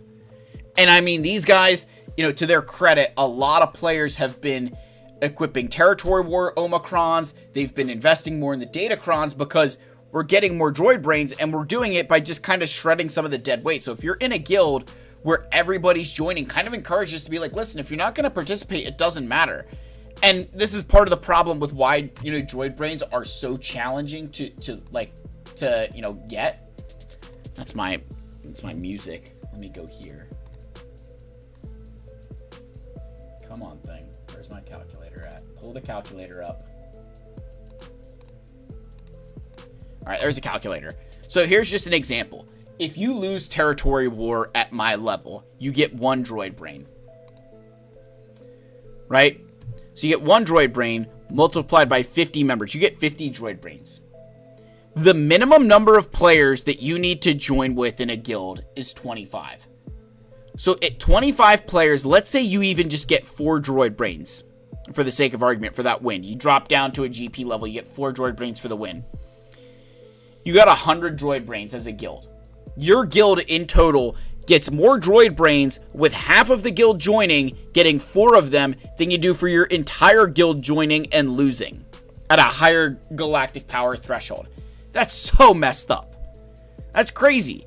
And you think for my guild, right, we're joining with, say, let's just say like 43 members. We're getting 5 droid brains. We're getting 215. 215 in a single war there.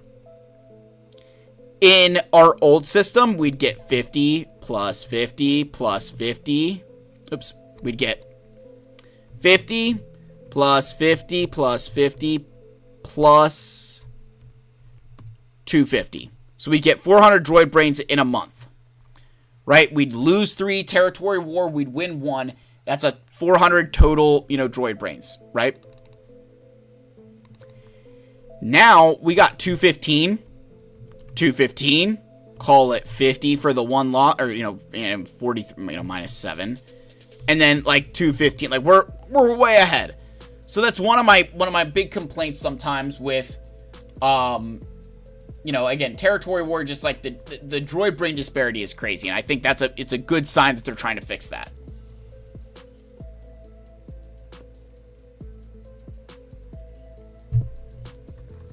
Yes, Wishy-Washy, that is correct. CG did say you're going to be able to craft them. Right, they did say you're going to be able to craft droid brains. So, what gear?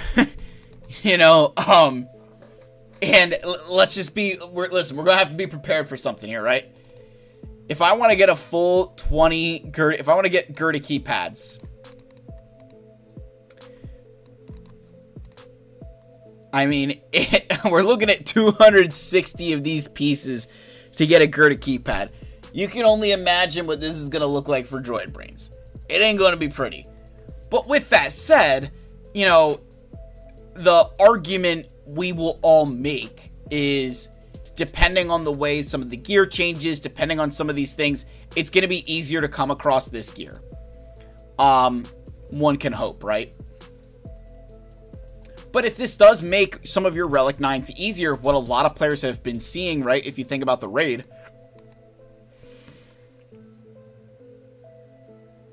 from this example of, the raid, and it puts more benefit, if you will, to invest those higher relics in the raid, knowing, hey, I'm going to get additional materials back.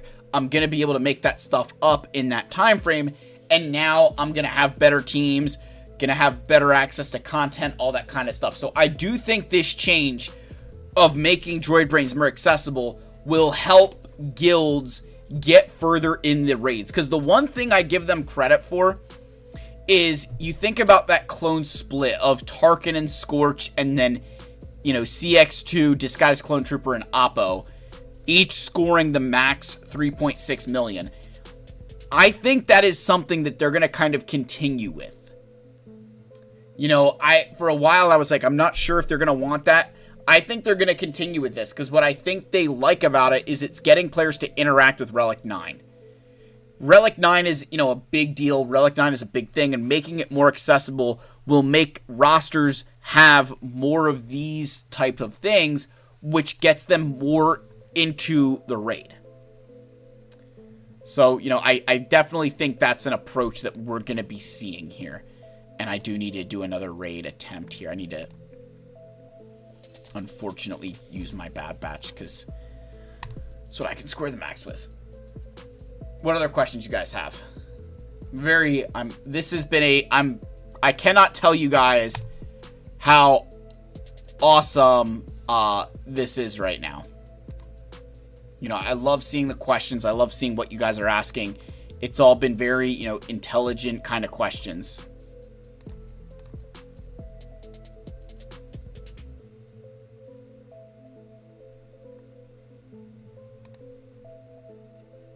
Keep going, guys. Come on.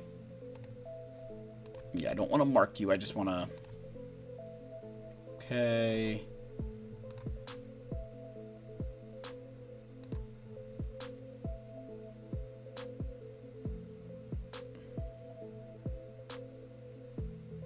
Oof. Right, there's his... I still have offense down. Ugh. I'm not going to get the kill there. Yeah.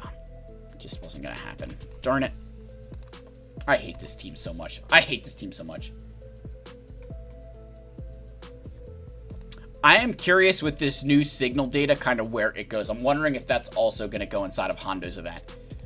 Kind of going into, you know, the value of Hondo. If the new signal data is inside of his stuff, I mean, it 100% begins to make some sense, right? So that's definitely going to be some conversations to have with yourself about Hondo. And again, I think that kind of leads into what they've been trying to do recently, where they just want you to prioritize the new stuff over anything else.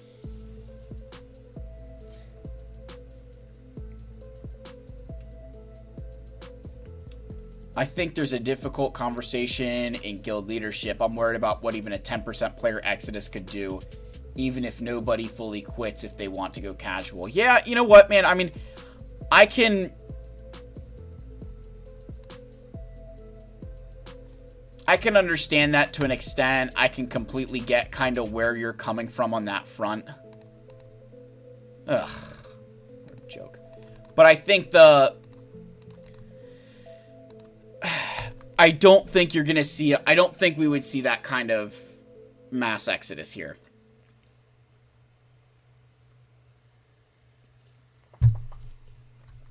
I think a lot of this player base, I think with the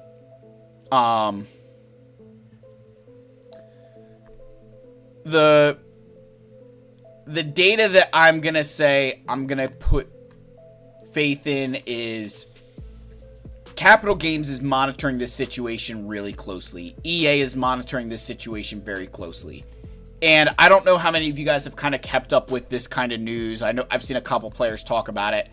But EA, Electronic Arts, was just sold to a private equity firm.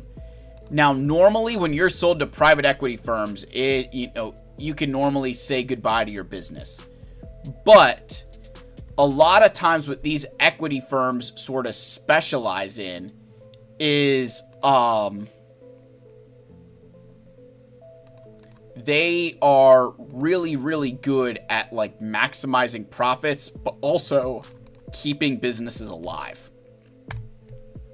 And one like EA, one like CG, it's so big that it's still like, this is so bad and this is so lame, but I did take a look at, I'm an accountant by trade. I took a look at their financial statements. I went through their income statement, their balance sheet, their cash flow statement. I think the reason they were sold has to do with cash. The company themselves has been struggling with cash for a bit. And I think and when we say cash, what we're referring to is when you create a product, right? And I can say this from like my company. We create product A. We sell product A to the customer. Customer likes product A, wants us to create more of it. Well, to create more of that product, I need to spend money to buy more inventory to then sell back to the customer. Well, unless they've paid me already, I need cash because I haven't received my money from the initial sale, but I need to create more of that inventory to generate that next sale. So with EA, I think that's kind of the direction they're going. And I think because of how big this company is and how successful it's been, I cannot envision them wanting to take this thing kind of like belly up, if you will. I think that would be a huge like mistake. So I don't think, as much as people are saying, oh, we're going to go casual, we're going to quit, this game isn't going anywhere. Not just an equity firm, Saudi Arabia. Yeah, Saudi Arabia. Yeah, that's right. I forgot they were Saudi. They're not the kind, I would argue, that are like the United States, where in the U.S., if it's like a private equity firm buying, Blockbuster or something, you're cooked and look for a new job on LinkedIn. I think with a group like the Saudis buying it, they're going to look to say, hey, we want this to be a big part of what we do. I look at clubs like, if you follow soccer at all, like the club Newcastle is a big deal when they were bought by a group in Saudi Arabia, and it's like a huge deal to them. Like, they have put so much money, so much time, so much effort into, you know, making that what it is.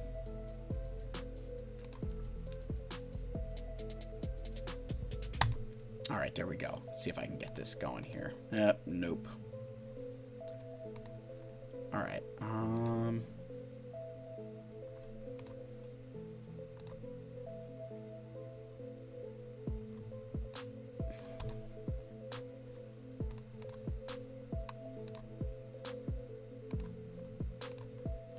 All right, this is not going to work the way I want it to.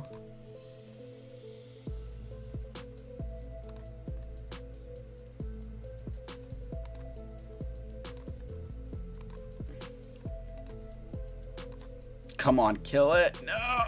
Oh, come on. That's crap. That's crap. Oh, yes, let's go. Let's go. Okay, sorry. Ahead. Yes. Yay. Yay. Oh, we made it through. All right, let's see if we can make it through the next one. I freaking hate this team so much. I cannot tell you guys how much I freaking hate this team.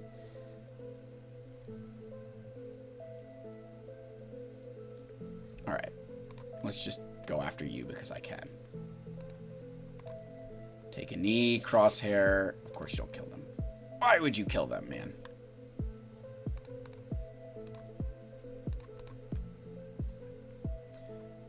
But yeah, going back to the whole, you know, hey, like the Saudis buying, honestly, comparative to a lot of other things, that is probably the best case scenario. So there, I think EA is going to be, you know, existing for a long, long time after this. And that is, you know, some good news to see. Because a lot of times with American companies, they just try to liquidate the assets and make out like bandits. What other questions you guys got? I'm kind of curious. You know, this has been a good, I feel like for everybody involved, has been a good conversation to have. Kind of, you know, I know a lot of change kind of going on that we need to, you know, solve and understand.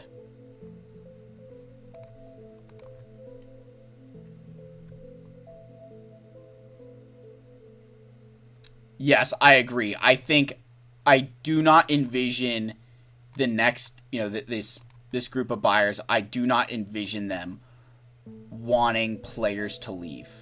You know, they're going to want people to stay. I think that, listen, I 100%, the initial reaction was very strong.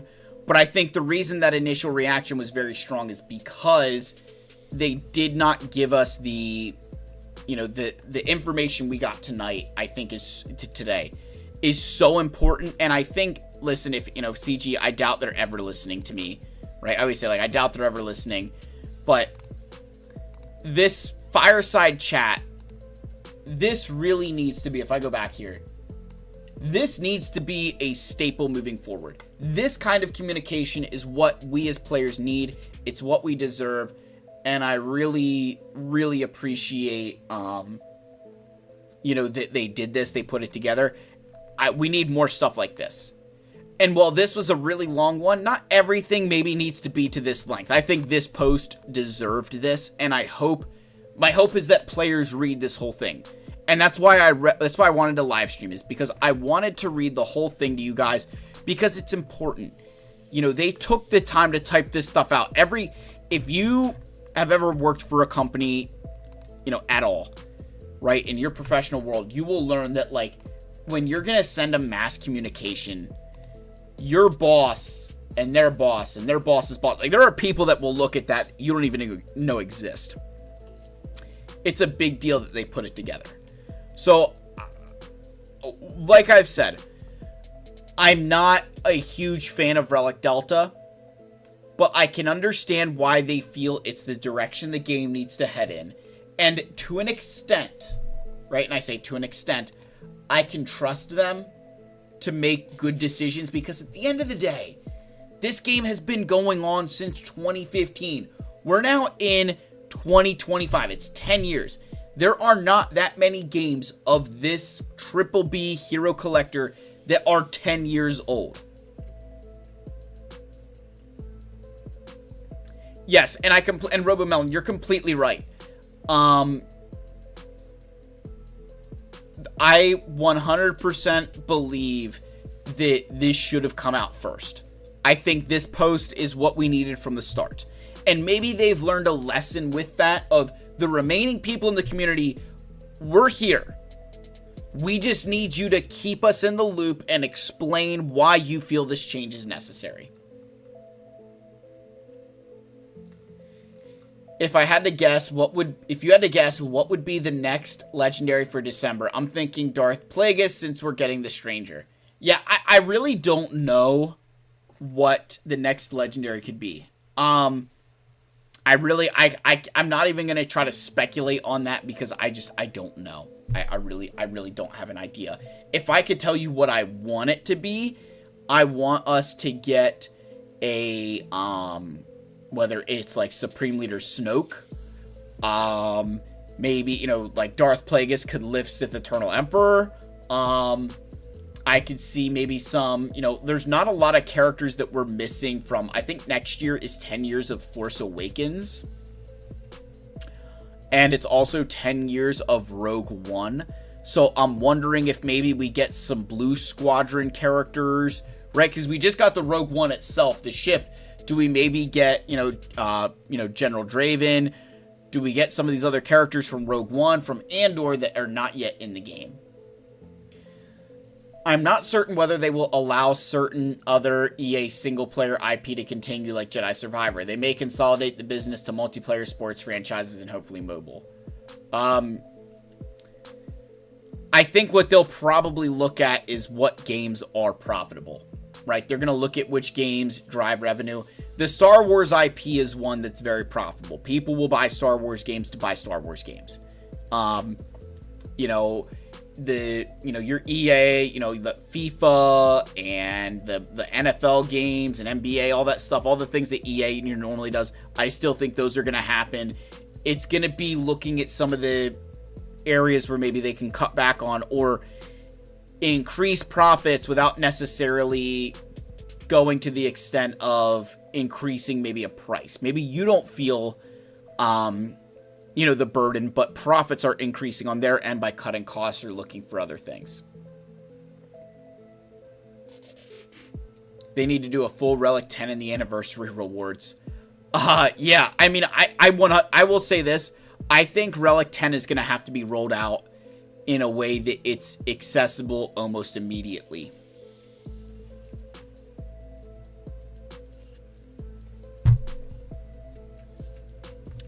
Pretty hate machine. I wish they'd bring some Andor characters like Dedra Miro and Cyril Karn. God, man, I cannot tell you how much I want Cyril Karn and Dedra Miro in this game. Particularly, I have to say, like, Cyril and Dedra are two of my favorite characters from Andor. Which is, maybe that's a whole other video entirely. But I freaking love Andor, and I think Dedra and Cyril are two of the coolest characters we've gotten in Star Wars. Which people, I like, everybody praised Genevieve O'Reilly for playing Mon Mothma, which she did a great job in. But like Denise Blau and Kyle Soller personally I felt like they stole the show every time they were on screen. They were phenomenal as Dedra and Cyril. The ability, one of my favorite parts with Denise Blau that she did is as Dedra. If you ever notice, she always struggles to show emotion. And I think it's one of my, like, that smiling is like unnatural to that character. And one of the other things, I don't know if, this is like, it's weird, but it's not, because I was saying to my wife, I was telling her about it, and I was like, Denise Blau is a very pretty woman. She's a very attractive woman. But as Dedra, there are moments where you're like, I'm not so sure about this. And then, you see her like as just, not in uniform and everything. And you're like, oh yeah, yeah, she is pretty. But like, and I think she does such a great job of manipulating, her facial expressions and everything to show that like Dedra is just like this evil freaking bitch. And, Cyril Kyle Soller did such a great job of just almost being this ignorant child, like ignorant man child is really what he was. he was so, you know, unaware of how terrible the Empire was. And by the time that he figures out how terrible the Empire was, it was too late. And he does the only thing he feels he can do, which is blame Cassian for it. So yeah, I mean, I could go off on those two. They're awesome. And yes, I would watch a sitcom with those two. And Catherine Hunter as like Cyril's mom, by the way. Oh my gosh. Chef's kiss. That was just, she was phenomenal. She added that. This is where I think Andor does so well. Is every character and their backstory and like the interactions with them, every little detail about some of the characters had a purpose in the story that added value. And for anyone who watched The Acolyte, you tell me some of the things that are added to some of those characters, if it adds any value to the show, and I can tell you it doesn't.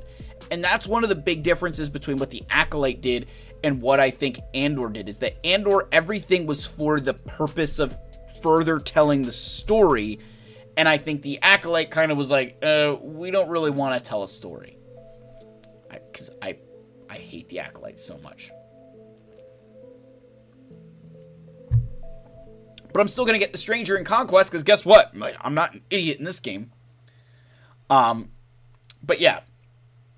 I am curious. I will say it is very curious to see, I think, how the next Legendary, even when you think about like the characters that come into the game in the future now, you've got to think it's going to be inside of the context of taking advantage of this Relic Delta. So the one thing that I think is looming in my brain, that, and maybe I'll cover this in my video when I kind of try to summarize everything all at once, characters that are going to be released post this change. There's a conversation, an uncomfortable conversation that needs to be had of, hey, let's make sure this character is going to take advantage of Relic Delta. So, if they're an attacker, we're going to make sure that they have a ton of extra survivability. They're already going to hit hard. We want to make sure that they don't get one shot. And if you think about tanks, we've got this tank in the game. You know what? Let's add a little bit of offense to them. So there is a part of me that wonders if the characters that start to get released take a bit more advantage of Relic Delta comparative to the characters that exist in the game. Because that happened with, that's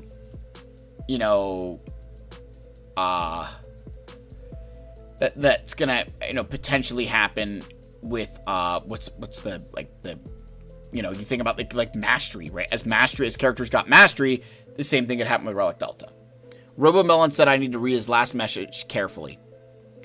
There's not really any good way to figure out anything without having some degree of pre-recognition, or is it pre-recognition? Okay, so he capitalized in R-E-D, F, V, and E. So we're missing an I to spell Red 5. But he's wondering if Red 5 is next. Red 5 could be awesome, right? Red 5, this would be the perfect time to release Red 5 after all of us have just taken a massive shit all over this Relic Delta. Maybe Red 5 does make sense. Maybe that does. And with this Rebel B-Wing, hey, we're giving an update to the Home 1. Maybe that's the situation that we're getting into.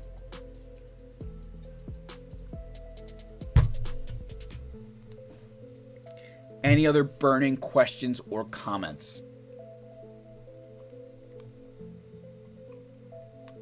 Because otherwise, I am willing to... I know Anders has joined the channel memberships. Would like to give him an opportunity to at least get a roster review if we are interested in that sort of situation. Aussie Mike, my friend, thank you. So you guys let me know what, if we're okay with kind of going to there, or if we're, kind of going in other places. What's the direction we want to head into here.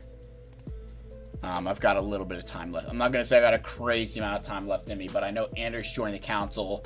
want to give him that opportunity to at least try to take advantage of that if he wants to. So I'll let chat kind of decide here while I go outside for a quick bio break.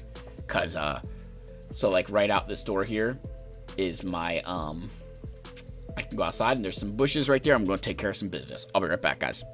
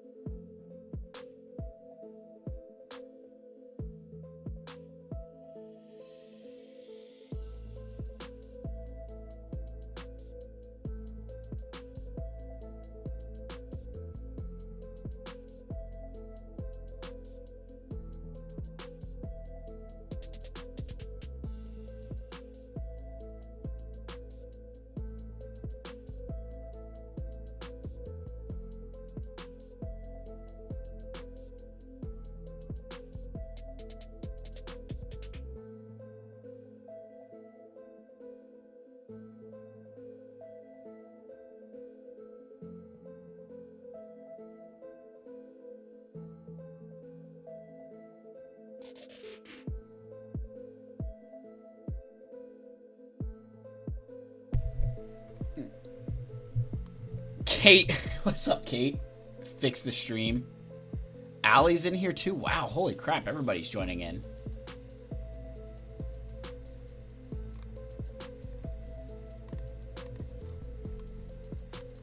Hello, everyone. Yeah, Anders, send me your chat your I can't even think of the dumb thing. Chat your ally code. Oh my god, he's dumb. Hey. Listen, allegedly. Or allegedly, that's what I did, RoboMelon, right? Let's throw allegedly in front of that. That's important.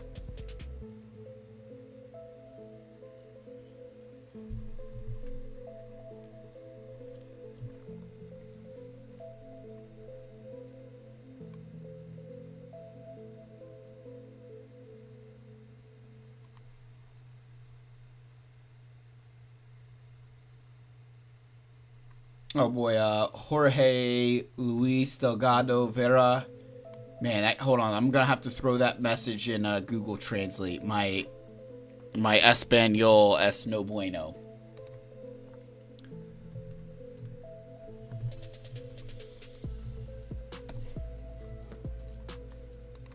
Let's see.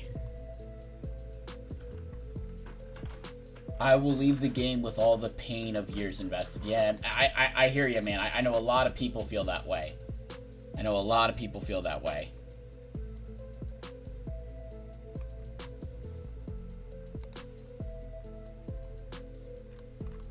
So Anders, just let me know when you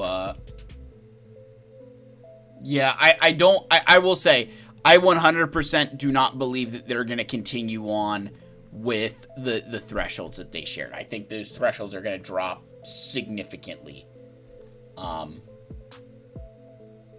Stream is probably lagging. Stream has been lagging all night.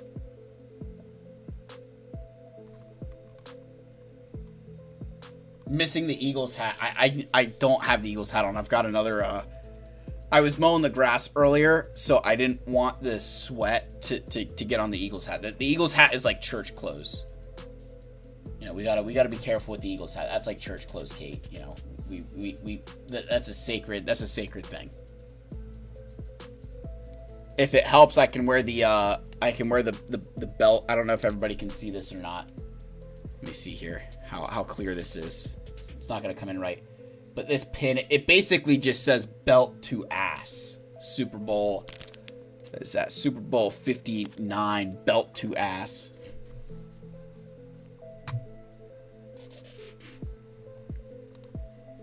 All right, Anders dropped the ally code there. There we go, my man.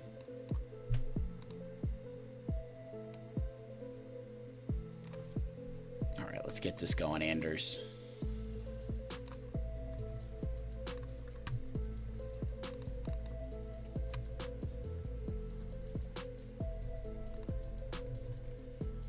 Oops.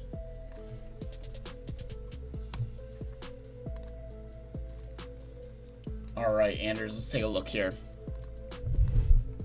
Oh, Anders, man, you got more GP than me, my friend. Come on now. All right.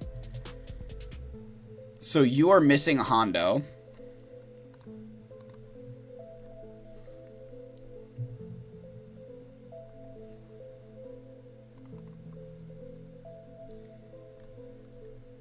So, yeah, all right. So, Anders, you're going for Hondo, much like myself. It looks like you're probably in a similar position to me, just based on you probably got a bit more. You have a bit more shards on your vein. I can't tell where these characters are, shard wise. One thing I will tell you is I would start to think about modding, particularly on like. I'm looking at like Smee, Vayne, Brutus, Captain Silva, the characters you're gonna use with Galactic Legend Hondo. I would start to think about modding them. I'd start to think about making sure that those mods are up to, you know, par. So that's a big part here.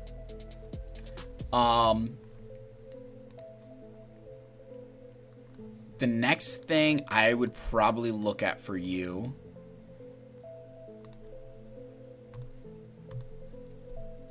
Let's just see where you're at. So you have all the clones at Relic 9. You even have the like Mace Windu Depa at Relic 9. That's more than I have in Temple Guard. So you're well ahead of me there. Anders, gotcha. Dude, hey, listen. I am always thankful for people who will correct my pronunciation, because I will pronounce things terribly all of the time.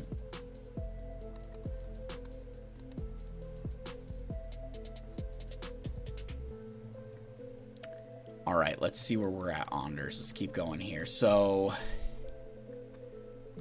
I think so. You've got to get Hondo. You have a lot of like, just like, I mean, your account's legitimately bigger than mine. I mean, it's a, what I'm looking at here is probably thinking about some Zetas. Let me do something different here, because Anders, your account is at that point where I'm like, all right, let me think about this for a sec. If I pull up the ally code here, I'm gonna run we're gonna do something. I normally don't do this on live streams, but I'm thinking for an account of this size, I think this is the right way to go.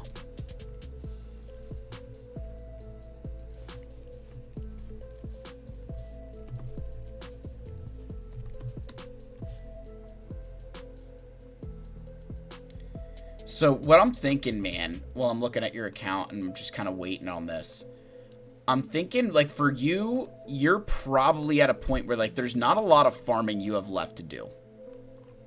So it's going to be kind of finishing teams, then obviously getting ready for whatever Relic Delta brings for your account. So I'm looking at, like, for example, your Galactic Legends, like your first order for Kylo. Kylo's going to be one of these Galactic Legends I'm going to tell you could be a big, like, winner or loser with this Relic Delta. So I would be looking at particularly saying Kylo Ren Unmasked, Darkseid Rey, and Kylo himself, potentially looking at more relics there. I think that could be extremely helpful just for your account.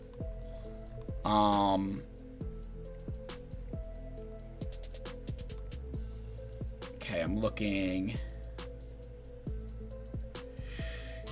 Okay, yep. So then,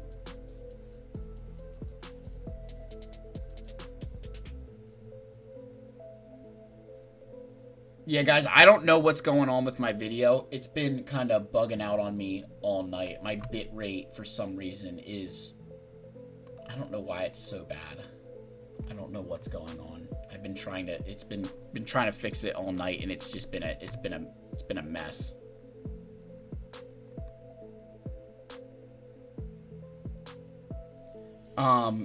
So I'd look at, like, you know, like your Galactic Legends that way.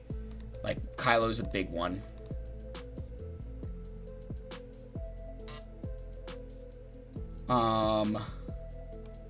Ray would be another one. Your unaligned force users, Ray, Ben Solo. There are going to be 2 other characters that I'm going to tell you probably want to increase your relics on when you get them. Similarly, again, with your pirates, obviously when you get Honda would be another one. There's a couple of these GLs, and I'll kind of release a video now that we know for certain that what's kind of going on, what's going to be happening. There's a few GLs that I think get a lot more benefit from this Relic Delta than others, and like the teams with them. And I kind of went with that based off of the, like, you could think about it on what you're going to use to counter them, what you're going to use, like, what you use to counter them, what gets used to counter them, that kind of stuff. So that's kind of where I'm looking at and thinking, yeah, that makes a lot of sense. The other area I would be looking at is just your mods. Again, I normally get to be a stickler on mods, but one thing just to kind of, and I'm not trying to completely put you on blast, so I apologize if that's what this seems like, but I get pretty picky on people's mods. So I ran a compare between our 2 accounts. I'm going to kind of share this thing here. So where I'm looking at, and I normally don't, like, speed is always nice, right? Everybody loves to talk about speed. Everybody loves to talk about the speed here, but if you look at my offense percent mods, you have 58 4% offense mods. I have 56 6%. So that number is far more concerning than speed, because speed is pretty easy to fix, right? It's easy to get the speed. I would be looking at trying to increase the mod quality on some of your characters there, because you have the relics over me. Right, when this Relic Delta goes into effect, you're going to have the relics. Getting the mods is going to give you that much better of an advantage over those kind of accounts. So that's kind of where I would be looking at and saying, hey, this is where my account needs to be heading, if that makes sense, is trying to look at the mods now and get them aligned to where you want to see your account moving to. So I hope that kind of like makes sense, and you kind of understand what we're kind of looking at there.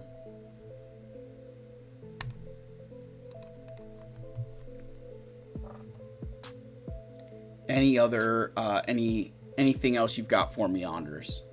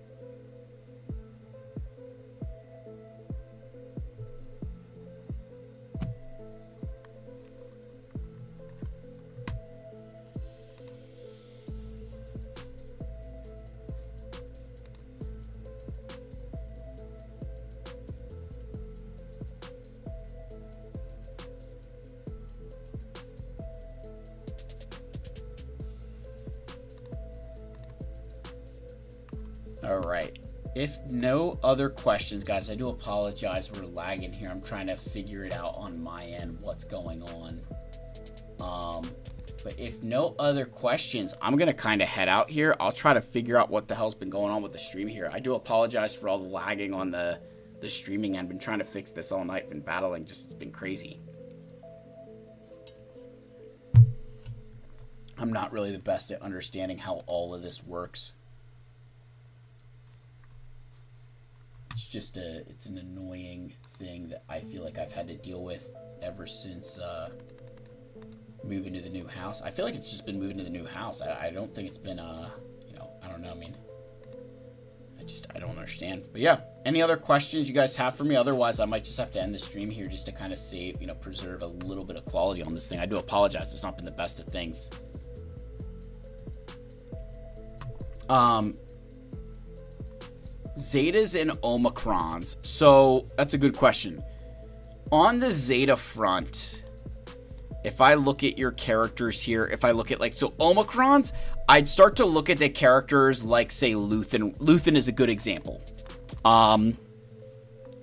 Where those Omicrons start to make an impact at our level because of like some of the Datacrons that go on.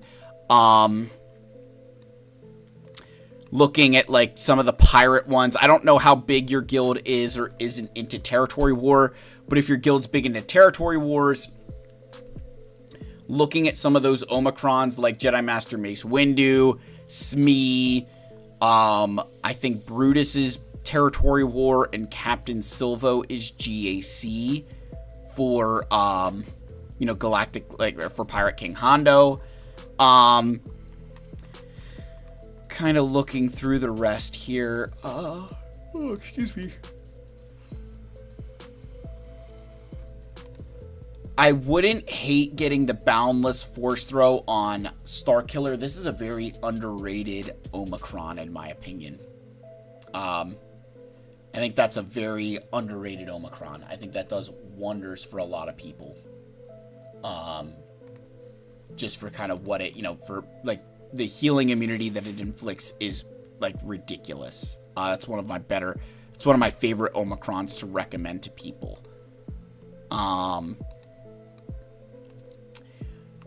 Maybe like the Spectre Omicrons for again, I don't know how big your guild is in territory war, so if you're not big in territory war, then who the hell cares?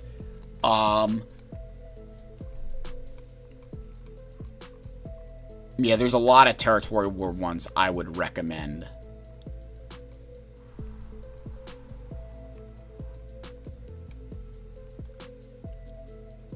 Zeta wise, you're definitely missing just like, I look at like Trench, people make fun of him. Trench is not that bad. Like, he's still worthy of Zetas. He's a Conquest unit.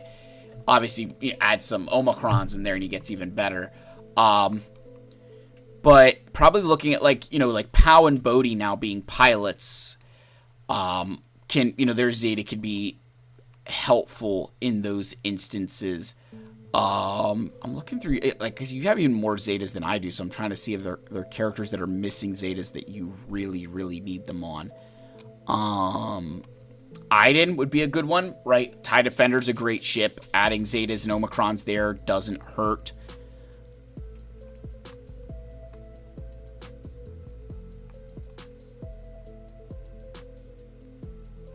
Thoughts on Zepho versus Mandalore squads as farming? Mandalore's far better. Bo-Katan Mandalore's better. Gonna get more out of it. Yeah, so Anders, if your guild isn't big into territory war, like there's a lot of Omicrons that you could probably just skip, but like you're missing a lot of really good territory war Omicrons that make a big difference. Especially with some of the relics that you have invested on these teams. They could be really, really good.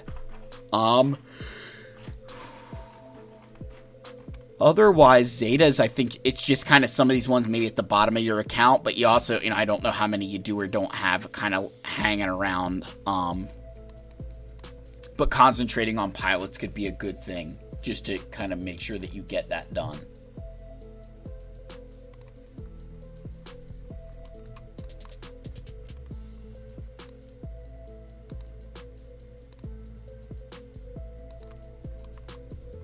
Any other questions, man?